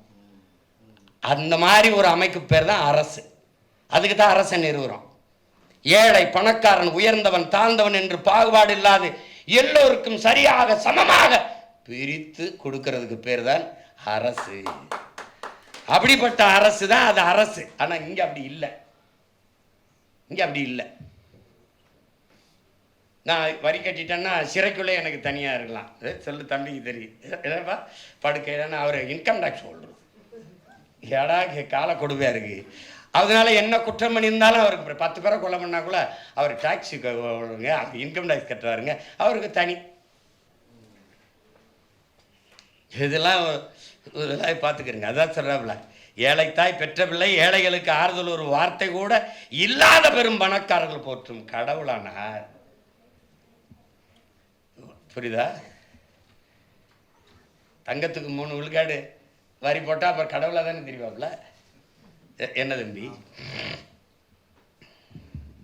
அத்தியாவசிய பொருள்களின் விலைவாசியை குறைக்க முடியாத காரணம், இந்திய நாட்டில் எண்ணெய் நிறுவனங்களே அதற்கான விலையை தீர்மானித்துக் கொள்ளலாம்னு நாடு எடுத்த பொருளாதார கொள்கை முடிவு. அதுக்கப்புறம் சுங்கச்சாவடிகளில் 200 கிலோமீட்டர் 300 கிலோமீட்டருக்கு தனியாருக்கு தாரை வார்த்து கொடுத்தது சாலைகளை. அதனால என்னன்னா, நீங்க இப்படி ஒரு கேள்வியை யாராவது எழுப்பி பாருங்க. நான் மட்டும்தான் திரும்ப திரும்ப கேட்குறேன். என்னோட வாகனம் இருக்குது, ஃபார்ச்சுனர், 3 லட்சம் ரூபா சாலை வரி கட்டியிருக்கேன். எந்த சாலையில் ஓட்ட கட்டினேன்? தம்பி சிரிக்கிறாப்புல ஃபெலிக்ஸ். எந்த சாலையில் ஓட்ட கட்டினேன்? நீங்களும் கட்டியிருக்கீங்க. நான் என்ன சொல்கிறேன், ஐயா நான் எந்த 3 லட்சம் எடுத்திருக்கீங்க இல்லையா, அது எந்த சாலையில் ஓட்ட, அந்த சாலையை மட்டும் சொல்லுங்கள், அதில் மட்டும் ஓட்டிக்கிறேன். நீங்கள் அது போக இப்போ 100 கிலோமீட்டருக்கு ஒரு தடவை எதுக்கே 50 ரூபா நீங்கள் 100 ரூபா என்கிட்ட கப்பம் வசூலிக்கிறீங்கன்னா பதில் இல்லை. இப்போ அதை கொடுமையான வரி. சரக்கு மட்டும் சேவை வரின்னு இருக்கும், சரக்குக்கு மட்டும் இல்லை வர, சாராயத்துக்கு வரி கிடையாது, பெட்ரோல் டீசலுக்கு இப்போ இல்லை. ஏன்னா தனியார் முதலாளிகள் லாபம் குறைஞ்சிரும்ல. அதனால என்ன ஆயிடுதுன்னா, ஒரு கத்தரிக்காயை மதுரையிலிருந்து கோயம்பேடு சந்தைக்கு ஏற்றினோம்னா பாறை உந்துக்கு வாடகை, பாறை உந்து வாடகை எதை வச்சு தீர்மானிக்குது? பெட்ரோல் டீசல் பெட்ரோல் விலையை வச்சு தீர்மானிக்குது. அதுக்கப்புறம் அவன் சென்னை சேர்றதுக்கு 15 இடத்துல சுங்கம் கட்டுறான், அந்த சுங்க கட்டணம், இது எல்லாம் சேர்ந்து தம்பி இது என்ன ஆயிடுதுன்னா, இந்த அத்தியாவசிய பொருள் மேலே ஏறிடுது. அத்தியாவசிய பொருள் மேலே ஏறினா 10 ரூபா தக்காளி கோயம்பேடு சந்தையில் இறங்கும்போது 25 ரூபாயா ஆயிடுது. அப்போ தவிர்க்க முடியாத ஒன்றாக ஆயிடுது விலைவாசி ஏற்றம். இப்போ இதெல்லாம் சரி செய்யணும். சரி செய்வேன்னு நம்பிக்கையில் தான் ஐயா என்னை கூப்பிட்டு இங்கே விட்டுருக்காப்ல, இதான் பண்ணுப்பாயே. அடுத்து இந்த கொஞ்சம் தான் இருக்கு. அவர் நிறைய எழுதியிருக்கிறாரு, நேரம் குறைவாரு. இதில் ப்ரோ அந்த ஜென்சி இதெல்லாம் சொல்கிறாங்க, ஐயா அந்த சொல்கிறாரு, அதாவது அது சிஸ் அப்படி உங்களை முடக்கி வச்சிருக்கிறது கொரோனா இல்லை ப்ரோ, அது சொல்லிட்டு சொல்கிறார். ப்ரோ சேலஞ்ச் அப்படின்னு ஒன்று சொல்கிறார். ஆனால் ப்ரோ சிஸ் வேஷக்கார நடிகனுக்கு உசுரை கொடுக்குற அவன் நாட்டை கொள்ளையடிக்கவா ஓட்டு போட துடிக்கிற தியேட்டர் இருளில் திரை ஹீரோ உருவில் உன் நெஞ்சுக்குள்ளே ஆயிருந்த சேதாரம் உன் புத்திக்குள்ளே பூத்திருச்சே பூசாரம் தலை வணங்கி மனம் புழுங்கி விழி பிதுங்கி மதிமயங்கி உடல் கிறங்கி குடல் சுருங்கி குலை நடுங்கி உயிர் ஒடுங்கி அப்பனாத்தா சம்பாத்தியம் இருக்கிறவர்தான் உன் சொகுசு. படிப்பை முடிச்சுட்டு வேலை தேடு, அப்போ காத்திருக்குது ரவுசுனா பெரிய இடையூறு துன்பம் திறன்றல்ல. அதில் என்ன சிறப்பு? கலை இலக்கியத்தை போற்றணும். கலைகளை காப்பதும் கலைஞர்களை போற்றுவதும் நமது கடமை. ஆனால் ஒரு கலைஞன்தான் சகலவற்றையும் சரி செய்கிற ஒரு ஆகப்பெரும் தலைவன். ஒரு அடிப்படையை அன்பு தம்பிதங்களும் புரிஞ்சுக்கணும். வரலாறு தெரியாதவன் எந்த ஒரு இனத்திற்கும் வழிகாட்ட முடியாது, வழிநடத்த முடியாது. தமிழாய்ந்த தமிழ் மகன்தான் தமிழகத்தை ஆளுதல் வேண்டும்ங்கிறார் புரட்சி பாவலர். இங்கே யாரும் அப்படி ஒன்றும் தமிழாய்ந்த தமிழ் மகன் இல்லை, அப்படி இருக்கிறதா தெரியல. ரெயின்போவே அப்படி ரெயின்போன்னே எழுதுங்கன்னு தமிழில் எழுதுங்கன்னு சொல்கிற தமிழ் மகள் தான் இங்கே இருக்கிறாங்க. இது சொல்கிற. அப்போ அதில் அடுத்து என்ன சொல்கிறாருன்னா, இங்கே எதை சொல்கிறார், காற்றை நச்சாக்கி புற்றுநோய்க்கு வித்தாக்கி கொல்லாதைன்னு சொல்லப்போனால் உன்னையே போல படிக்கிற புள்ள வாயில் சுட்டு கொன்ன கார்ப்பரேட் அரசாங்கம் உனக்கு வேலைக்கு தருமா உத்தரவாதம்னு. இப்போ தங்கச்சியை இப்போ ஸ்டெர்லைட்டு அந்த போராட்டத்தை தான் ஐயா சொல்கிறாங்க, புரியுதுன்னு நினைக்கிறேன்.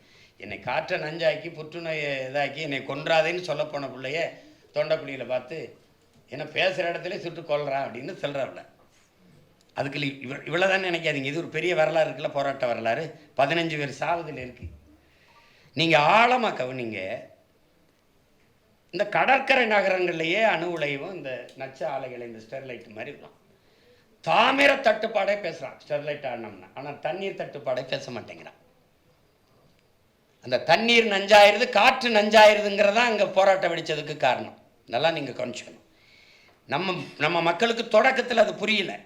கொஞ்ச நாளைக்கு அப்புறம் நீர் ஒரு பழுப்பு நிறத்தில் வருது, சோறாக்குன்னா எலுமிச்சம் சோறு மாதிரி வருதுன்னொன்னே இது என்னன்னு பார்க்கும்போது அங்கே யுரேனியம் கலக்குது, அங்கே நச்சு கலக்குதுன்னா மக்களுக்கு ஒரு விழிப்புணர்வு வருது. போராட்டம்.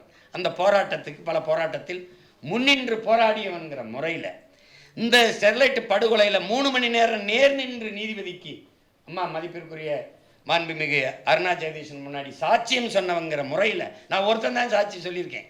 இதை சொல்ல கடமைப்பட்டிருக்கேன். ஏன்னா இப்போ நீங்கள் பாருங்கள், அந்த போராட்டம் மக்கள் புரட்சி அப்படிதான் வரணும். மக்கள் புரட்சி அப்படிதான் பார்க்கணும். இது ஒரு தலைவன் நின்று கொடியை தூக்கி கட்சியை காட்டி போராடலை. மக்கள் தலைமையேற்று மக்களே போராடினா. லாவோட் சொல்கிறான், ஒரு நல்ல சமூகங்கிற தலைவன் என்பது தலைவனே தேவைப்படாத சமூகத்தை உருவாக்க தாண்டா தலைவனின் வேலைங்கிறான். தலைவனுங்கிறவன் ஒரு தலைவனே தேவைப்படாத, ஏதாச்சும் வெற்றி அடைஞ்ச பிறகு நாங்களே இதை செய்து முடித்தோம்னு மக்களை சொல்ல வைக்கணும். அந்த தலைமை தாண்டா தேவைங்கிறான். அப்படி தலைமையேற்று மக்கள் வந்தார்கள். வரும்போது நீ எப்படி முன்கூட்டியே அவங்க கலவரம் செய்வார்கள் கணித்த? யார்கிட்ட பதில் இருக்கு? வருவது மனு கொடுக்க, மாவட்ட ஆட்சியரை பார்த்து இந்த நச்சாலையை மூடுங்கள்னு பரிந்துரைத்து ஒரு கடிதம் கொடுக்க. இப்போ நீ என்ன செஞ்சுருக்கணும்? ஒரு இடத்துல தடுப்பானை போட்டு முன்னாடி யாராவது ஒரு 4 பேர் 5 பேர் நீங்கள் மாவட்ட ஆட்சியரை பார்த்து மனு கொடுங்க, முடிஞ்சு வச்சு பிறகு கொடுத்துட்டு ஐயா அதை நடவடிக்கை எடுங்கன்னு போயிருக்காங்க. ஆனால் நீங்கள் முன்கூட்டியே கலவரம் செய்வார்கள் என்று எப்படி கணித்தீர்கள்? கணித்த ஆயுதமேந்திய காவல்துறை இங்கே எப்படி குவித்தீர்கள்?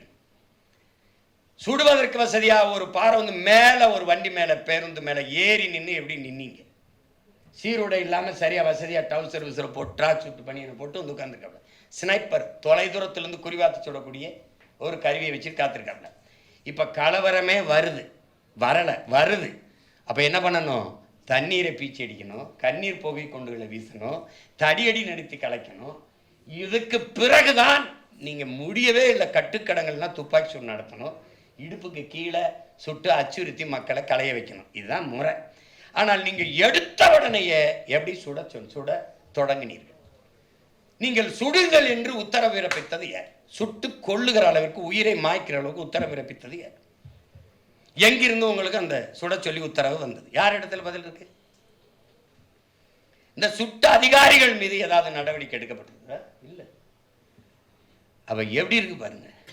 மக்களின் புரட்சியை அரச வன்முறையால் பயங்கரவாதத்தால் சுட்டு ஒடுக்கியவர்கள் புரட்சி தமிழன் என்று மக்களின் புரட்சியை அடக்கியவர்கள்.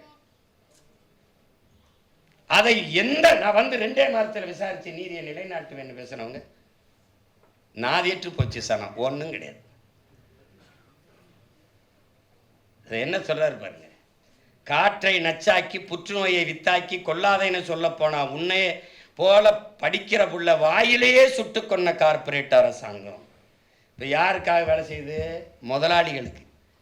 கார்பரேட் முதலாளி இப்போ இவன் எங்கே இருக்கான்? ஸ்டெர்லைட் ஆலைக்கு பக்கத்தில் இருக்கான், லண்டனில் இருக்கான்.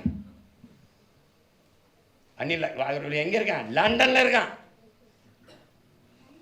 அப்போ அங்கே இருக்கிற முதலாளியின் லாப தேவைக்கு இந்த அரசு நடக்குதுன்னா அது யாருக்கான அரசாங்கம்? அதான் இங்கே சொல்லுது. இங்கே முதலாளிகளுக்கான பெரும் முதலாளிகளுக்கான அதிகாரங்கள் கட்டமைக்கப்படுது ஒழிய மக்களுக்கான அதிகாரங்கள் இல்லை. அப்புறம் ப்ரோ அது சொல்ல அது தருமான அந்த கார்பரேட் அரசாங்கம் வேலைக்கு உத்தரவாதம் தருமா? உயிருக்கே தராத அரசு எப்படா உனக்கு வேலைக்கு உத்தரவாதம் தருங்கிறவள. அப்புறம் ப்ரோ வீடியோவை வைரலாக்க என்னென்னமோ செய்கிற, செல்ஃபி மேலே செல்ஃபி கிளிக்கி அப்லோடு பண்ணி தள்ளுற, மணிக்கு ஒரு ஸ்டேட்டஸ் மாற்றி கற்று காட்டுற, வாட்ஸ்அப்பு கற்று காட்டுற, நொடிக்கு ஒரு ஃபோட்டோ போட்டு மாசு பண்ணுற, இன்ஸ்டாலில் மாசு பண்ணுற, லைக்ஸா அல்லனா துள்ளி குதிக்கிற, நிறைய லைக்ஸ் வந்துச்சுன்னா துள்ளி குதிக்கிற, குறைஞ்சி போச்சுன்னா துடிக்கிற, ஹார்ட்ஸை எண்ணி நாள் பொழுதும் பொழுத கழிக்கிற. கொஞ்சம் அங்கிட்டு சூடுங்கிறப்பல அங்கே பாரு அப்படின்னு. என்ன மலையை பொழந்து முழுங்குறான். நான் முதல்ல சொன்னதான் கல்குவாரி ஆகிறது.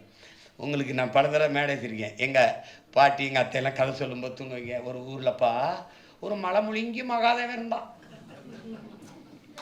இப்படி பார்க்குறது நாங்கள் மலையை முழுங்குறான என்ன நீங்கள் சொல்கிற பூதம்ப்பா அது முழுங்கிரும்பேன். மலை முழுங்கி மலையை பொழந்து முழுங்குறான், மணலை திருடி கொழுக்கிறான். இதில் என்ன கொடுமைன்னு கேளுங்க, இந்த மலையை வெட்டி உன்னால் உருவாக்க முடியாத ஒன்றை உனக்கு அழிக்கிற உரிமையை யார் தந்ததுங்கிறான். நீ எந்த அதிகாரத்தை கொண்டு உங்கள் ஜபத்தால், உங்கள் தவத்தால், உங்கள் தொழுகையால், உங்கள் அழுகையால் நீங்கள் எதன் பொருட்டு மலை ஏறங்களோ மணலை ஏறங்களோ உருவாக்க முடியாது. ஆனால் உங்களால் உருவாக்க முடியாத ஒன்றை அழிக்கிற உரிமையை யார் தந்ததுன்னு EFS மாஸ்டர் கேட்குறான். இங்கே என்ன பண்ணுற, நீ மலையை வெட்டி விற்கிறத அங்கீகரித்து செய்ய சொல்கிற. அந்த திருடனுக்கு ஒரு சமூக மாதிரி குவாரி ஓனர், மணல் குவாரி ஓனர், ஒரு சமூக மரியாதை வந்துடுது. மணலை திருடி கொழுக்கிறான், யானை தந்தம் ஒடிக்கிறான், புலிதோடை உரிக்கிறான், மான மயில மரத்தை கடத்தி காட்டை அழிக்கிறான். காடுன்றது ஒரு நாட்டின் நிலப்பரப்பில் 1/3 காடு இருக்கணும். நீரின்றி அமையாத உலகு போல காடின்றி அமையாத நீர், அதையும் புரிஞ்சுக்கணும்.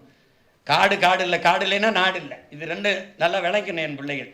காட்டை அழிக்கிறான், அடுப்பெரிக்க விறகொடுக்கும் அப்புராணி மக்களைத்தான் குண்டாசில் உள்ளதள்ளி நொறுக்க பார்க்குறான். அதான் முக்கியம். எப்படி நொக்க பரவுறாங்கிறப்பல அடித்து நொறுக்கிறாங்கிறார்.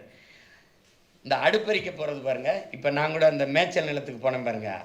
ஆடு மாடை மேய்க்க போகிறது எங்கள் ஐயா கூட பாராட்டினா. ஆடு மாடை அந்த மலையடி வரத்தில் மேய்க்க போகிறதுனால காட்டுக்குள்ளே இருக்கிற சிங்கம், புலி, கரடி, இருடி இந்த மாடுகள்லாம் பயந்துருதான், அது பாதிக்கப்பட்டுதான்.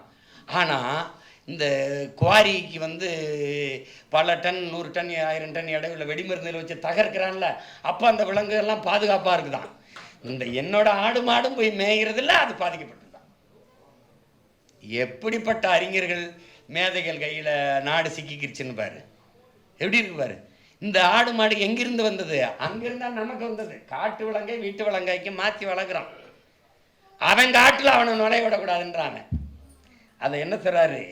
மலையை பொழந்து முழுங்குறான், மணலை திருடி கொடுக்குறான், யானை தந்தம் ஒடிக்கிறான், புளிய தோலை உரிக்கிறான், மானமயில மரத்தை கடத்தி காட்டை அழிக்கிறான், அடுப்பறிக்க விறகுடுக்க அப்புராணி மக்களைத்தான் குண்டாசில் உள்ளதள்ளி நொக்க பரவுறான். சுள்ளி பொறுக்கிறதுக்கு அடுப்பத்தைக்கு சுள்ளி பொறுக்கிற வந்தவொடனே காட்டுக்குள்ளே வழக்க போட்டு உள்ள தள்ளி விட்டுருவான்.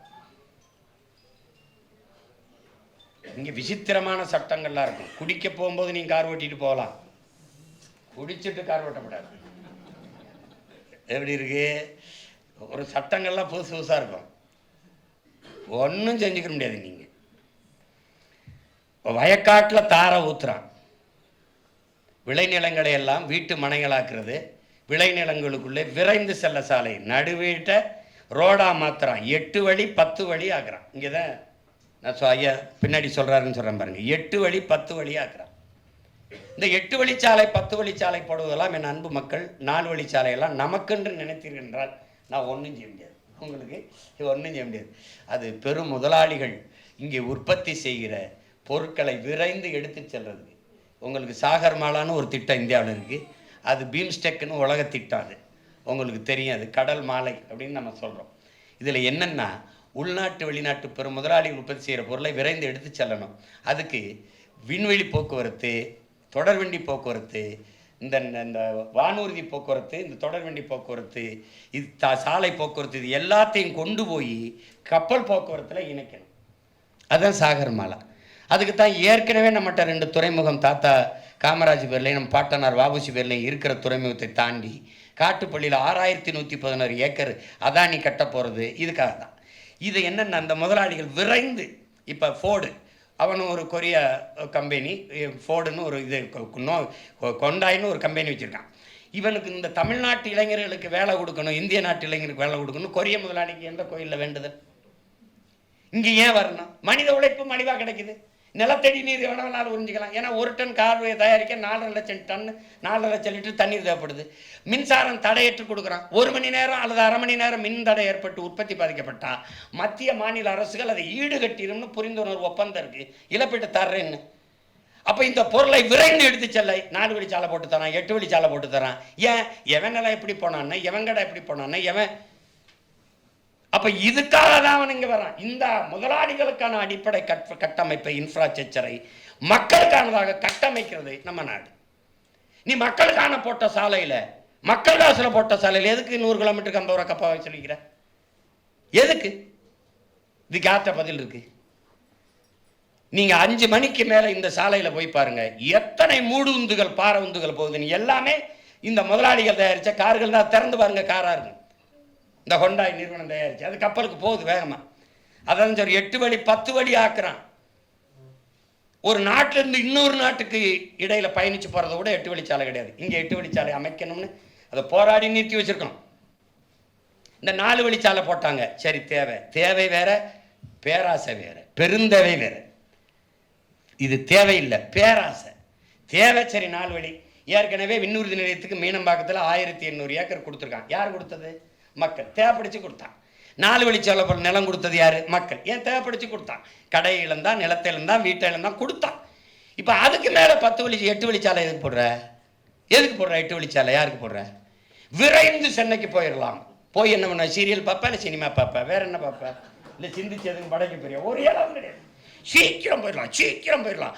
பெட்ரோல் செலவு மிச்சமாயிரும், டீசல் செலவு மிச்சமாயிரும். டேய், காருக்குள்ள இருக்கிறவனை பத்தி சிந்திக்கிறியடா? அந்த காருக்குள்ள இருக்கவனுக்கு நீரும் சோறும் கொடுக்குற விவசாய பத்தி என்னைக்குடா சிந்திப்ப? என்னைக்கு சிந்திப்ப? நீ என்னைக்கு சிந்திப்ப? தம்பி சந்திர மண்டலத்துக்கு சந்திராயனை அனுப்பலாம். சயின்டிஸ்டுக்கு சாப்பாடை சம்சாரி தான் அனுப்பணும். விண்வெளியில விண்கலத்தை விஞ்ஞானிகள் ஏவலாம். ஆனால் விஞ்ஞானிகளுக்கு சாப்பாடை விவசாயி தான் அனுப்பணும். இதை மனசுல வச்சுக்கிட்டு இருக்கணும். கார்ல போறவனை பத்தி கவலைப்பட்டுக்கிட்டே இருக்கு இந்த நாடு. வேகமா போயிடலாம். சேலத்திலிருந்து இங்கே 2 மணி நேரத்தில் வந்துடலாம். ஆனால் இங்கே இந்த சென்னை மீனம்பாக்கத்திலிருந்து இங்கே 4 மணி நேரம் ஆகுது உள்ளதா.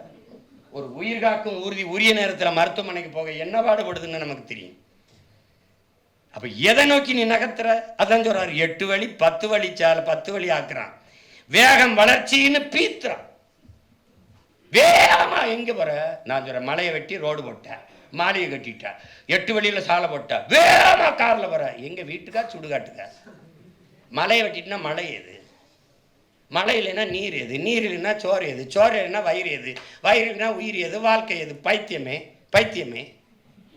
எங்க போற? வேகமா எங்க போற? அதான் சொல்றப்பல வேகம் வளர்ச்சின்னு பீத்துறான். காரிடரு பார்க்குன்னு பேர் வைக்கிறான். ஹைட்ரோ கார்பன் அணுமின்னு உடைய வைக்கிறான். அதான் சொல்கிறேன் உங்களுக்கு. அணுமின் நிலையம் அது நம்ம 2 வருஷங்களாக 2 ஆண்டுகளாக போராடணும். அந்த போராட்டத்தில் பெரும்பங்கு பலம் எடுத்தேன். அருமை சகோதரன் உதயகுமார் தலைமையில் நடந்தது. நாங்கள்லாம் போய் பங்கேற்றோம். அணு விஞ்ஞானிகளே சொல்கிறாங்க, உலகத்திலே பாதுகாப்பான அணு என்ற ஒன்றே கிடையாது. அணு குண்டு மேலே அமர்ந்திருப்பதும் அணு உலைக்கு அருகில் குடியிருப்பதும் 2 ஒண்ணுதாங்கிறான். இவன் சொல்லி கற்பிக்கிறத அணு உலை இல்லாத மின் உற்பத்தியில் எப்படி தண்ணீரை அடைவாய்? நம்ம எழுப்புற கேள்வி, அணு உலை கண்டுபிடிக்கப்பட்டது மின் உற்பத்திக்காகவா, இல்லை மின்சாரம் கண்டுபிடிக்கப்பட்டது அணு உலையாலையா? இது 2ல எதுக்கு பதில் இருக்கு? இல்ல. மின்பெருக்கத்துக்கு வழியே இல்லை. இருக்கு. சூழியலுக்கு எந்த கேடும் இல்லாத காற்றாலை, கடல் அலை, இந்த சூரிய ஒளி. சூழியலுக்கு எந்த கேடும் கிடையாது. எவ்வளவு நாள் உற்பத்தி செய்யலாம். நீ என்கிட்ட 5 வருஷம் கொடு. தேவைப்படாத அணு உலை, தேவைப்படாத மீத்தேன் கிணறுகள் மொத்தமா மாத்தி கட்டிடுவோம். ஒரு காற்று, நீர், நிலம் நஞ்சாகாது, ஒண்ணு நஞ்சாகாது. ஏன்னா நஞ்சில்லாத உணவு அதுவே என் கனவுங்கிறாரு எங்களுடைய அப்பா நம்மாழ்வார். அந்த கனவை நோக்கிய பிள்ளைகள். நான் உங்ககிட்ட சொல்றேன், இந்த கால்கள் வழி நடத்தி நான் நடக்கல. என் கால்கள் போன வழியில என் கனவு வழி நடத்தி போகுது. கனவின் வழி நடக்கிறது. உலகத்திலே மாறுதலை செஞ்சவனை என் உடன் பிறந்தார்களே, தன் மனச்சான்று வழி நடத்தியபடி நடந்தவன் தான் உலகம் புறா மாறுதலை செஞ்சிருக்கான். என் மனச்சான்று சொல்லுது எவனோடும் சேராதுறாங்க. அதனால சேரல. ஐயா சொல்றாங்க, தன்னன் தம்பின்னு சேரணும்னு இருந்தா என் தம்பியோட தான் சேர்ந்துருக்கணும். மற்றபடி இங்க இருக்கிற எந்த ஆற்றலோடும் நம்ம சேர முடியாது. இந்த நம்ம சேர்ற அளவுக்கு இந்த ஆற்றல் இருந்தா நான் ஏன் தனியா கட்சி வைக்கணும்? அந்த வீடே நல்ல வேணா அங்கேயே குடி இருக்கலாமே. அது சரியில்லைன்னு தனியா வீடு கட்டிருக்கோம். என்னங்கய்யா அது பாருங்க. இப்ப கார்பன் அணுமின், கார்பன், ஹைட்ரோ கார்பன். இப்ப உங்களுக்கு நீங்க தஞ்சாவூர்காரங்களா இருந்தா தெரியும், தஞ்சை நன்றாக விளைந்தால் தமிழ்நாட்டில் பஞ்சம் இல்லை. தமிழ்நாடு நன்றாக விளைந்தால் இந்திய துணைக்கண்டத்தில் பஞ்சம் இல்லை, பசி இல்லை. சோழ நாடு சோறு உடைத்து சொல்ல வைத்தவன் நம்ம கரிகால் பாட்டன் பெருவளவன். உங்களுக்கு எத்தனையோ மன்னர்களுக்கு இருக்குது. ஆனால் பெருவளத்தான்னு பட்டம் அவனுக்கு தான் வந்துச்சு. ஏன்னா ஓடுற நீரை தடுத்தி பாசனத்திற்கு பயன்படுத்தி வேளாண்மை செஞ்சிட முடியும். 1800 ஆண்டுக்கு முன்னாடி உலகத்தில் அறிவியல் தொழில்நுட்பம் வளராத காலத்தில் நிறுவியவன் அவன் தான். அவன் அணைக்கட்டலை, தடுப்பணை கட்டினான். அவன் எப்படி கட்டி அந்த பானா மாதிரி, அந்த மாதிரி ஒரு விஞ்ஞானி உலகத்தில் இன்னும் பிறக்க முடியாது. அப்போ அவன் பேரங்க நம்ம பேசுறேன்னா எப்படி? அந்த தஞ்சாவூர்ல மூப்போகம் விளையிற என் நஞ்சை நிலத்திலே தண்ணி உப்பு கைக்குது. இந்த என் தம்பி இருக்கான் தஞ்சாவூர்கார, தண்ணியை குடிக்க முடியாது.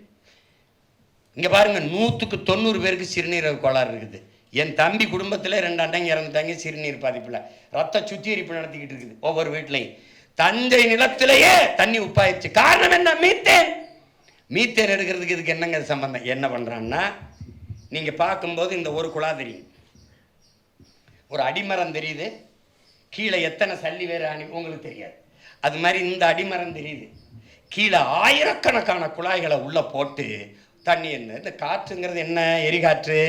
பல ஆயிரம் ஆண்டுகளுக்கு முன்னாடி பூமியிலே மக்கி மண்ணோடு மண்ணா போயிருக்கிற மரம், செடி, கொடிகள் அழுத்தத்தாலும் வெப்பத்தாலும் கரியாயிருது. இதான் நிலக்கரி.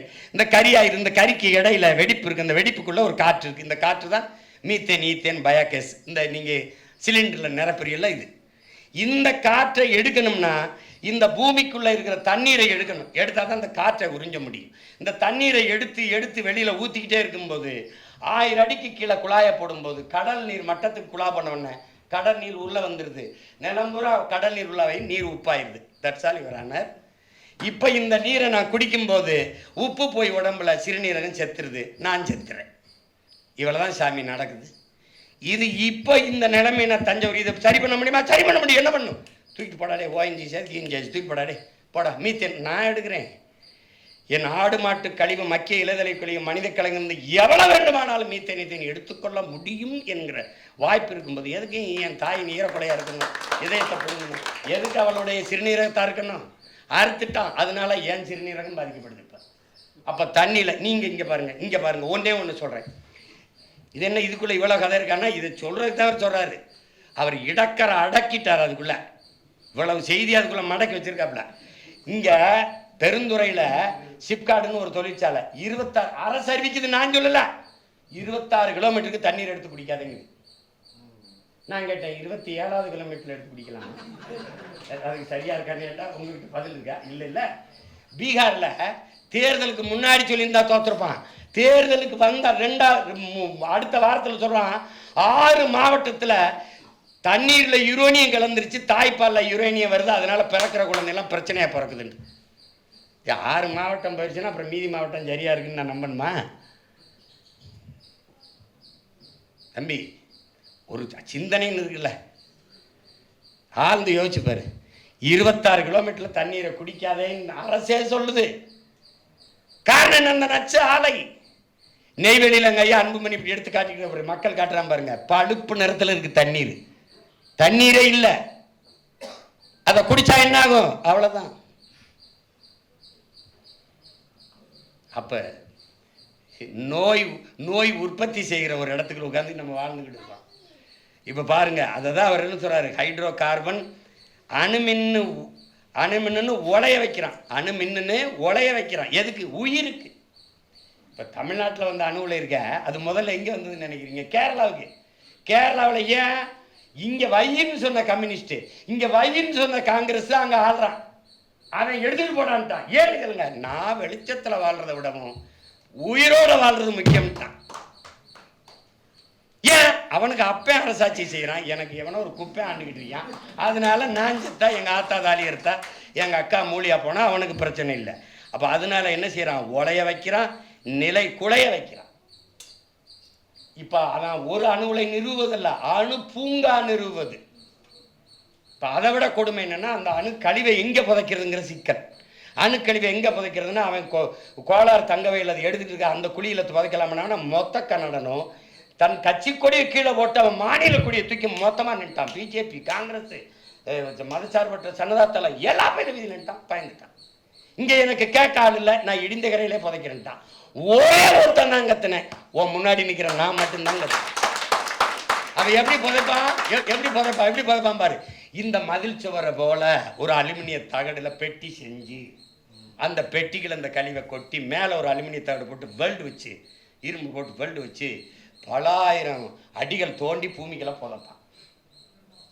புதைச்சாலும் என்ன ஆமா? 50 லட்சம் ஆண்டுகளுக்கு அந்த அணு கதிர் அந்த வீச்சு குறையாம இருக்குமா.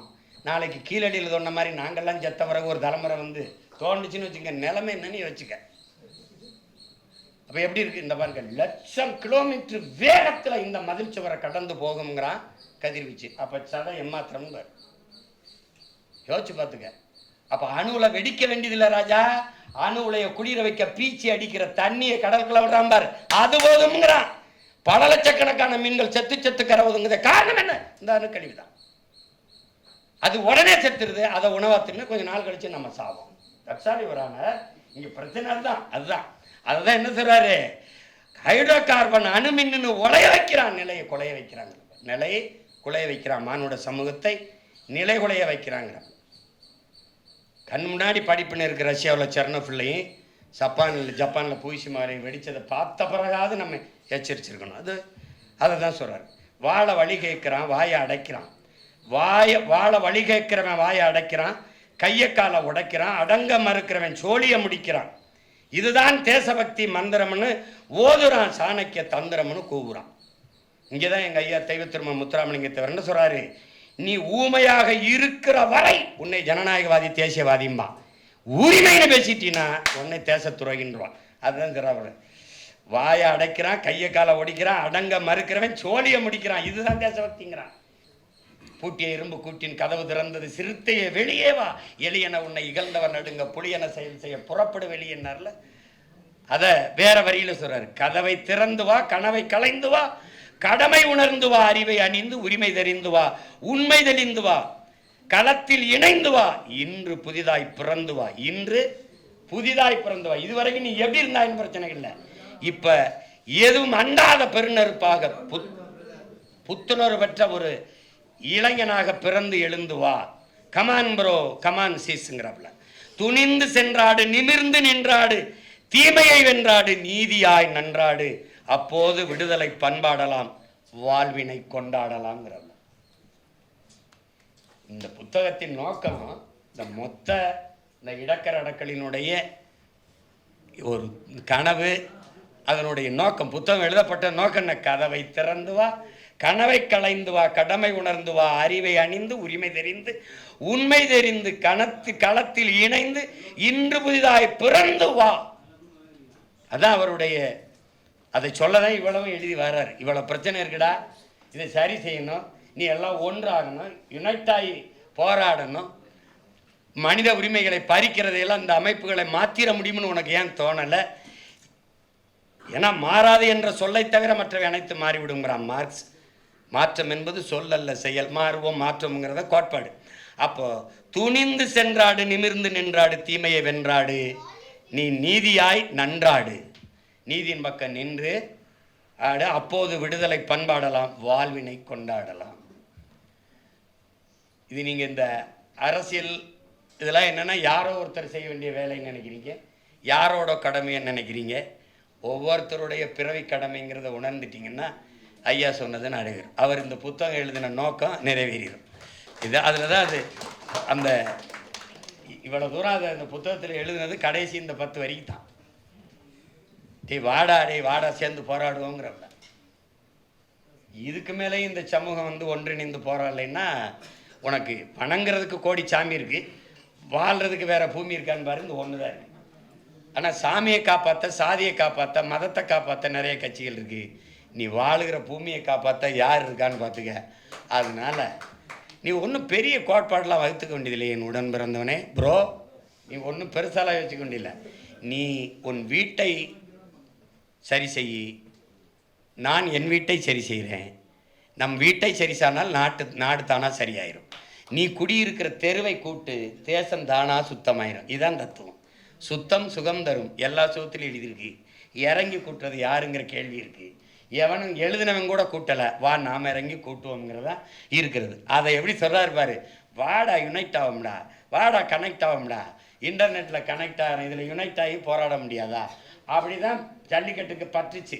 தகவலை போட்டான், வாட்ஸ்அப்பில் போட்டான், பரவுனா கஜன கூடுனா அது தளர்ந்துச்சு. போராட்டம்ங்கிறது அப்படி தான். இன்றைக்கி டங்ஸ்டன் தொழிற்சாலை நிறுத்தினது, இன்றைக்கி இந்த இந்த இந்த என்ன சொல்கிறது, இந்த பரந்தூர் விண்ணூர்தி நிலையம் நிறுத்தி வைக்கப்பட்டது, 8 வழிச்சாலை நிறுத்தி வைக்கப்பட்டது யாரால? போராட்டம் தான். அதனால் அன்பு உடன் பிறந்தார்களே, மற்ற இனங்களுக்கு வாழ்க்கையில் அவ்வப்போது போராட்டம் வரும், தமிழின மக்களுக்கு போராட்டமே வாழ்க்கையாக இருக்கிறது. அதான் மார்க்சியங்காரிக்கு சொல்கிறான். மார்க்சியங்காரிக்கு போர்க்குணமற்ற உயிரினங்கள், எந்த உயிரினமும் போர்க்குணமற்ற உயிரினங்கள் உலகில் பரிதாபகரமானவை. போராட்டமே வாழ்வின் இருத்தலை உறுதி செய்கிறது. எல்லா உயிரினத்திற்கும் போராடும் போதுதான் மனிதனே பிறக்கிறான். வா போராடுவோங்கிறான். அதனால போராடுவோம். அதுதான் ஐயா கூப்பிடுறாரு. திருப்பி ஒரு தடவை சொல்லிடுறேன். என்ன சொல்றாரு? துணிந்து சென்றாடு, நிமிர்ந்து நின்றாடு, தீமையை வென்றாடு, நீதியாய் நன்றாடு, அப்போது விடுதலை பண்பாடலாம், வாழ்க்கையை கொண்டாடலாம்.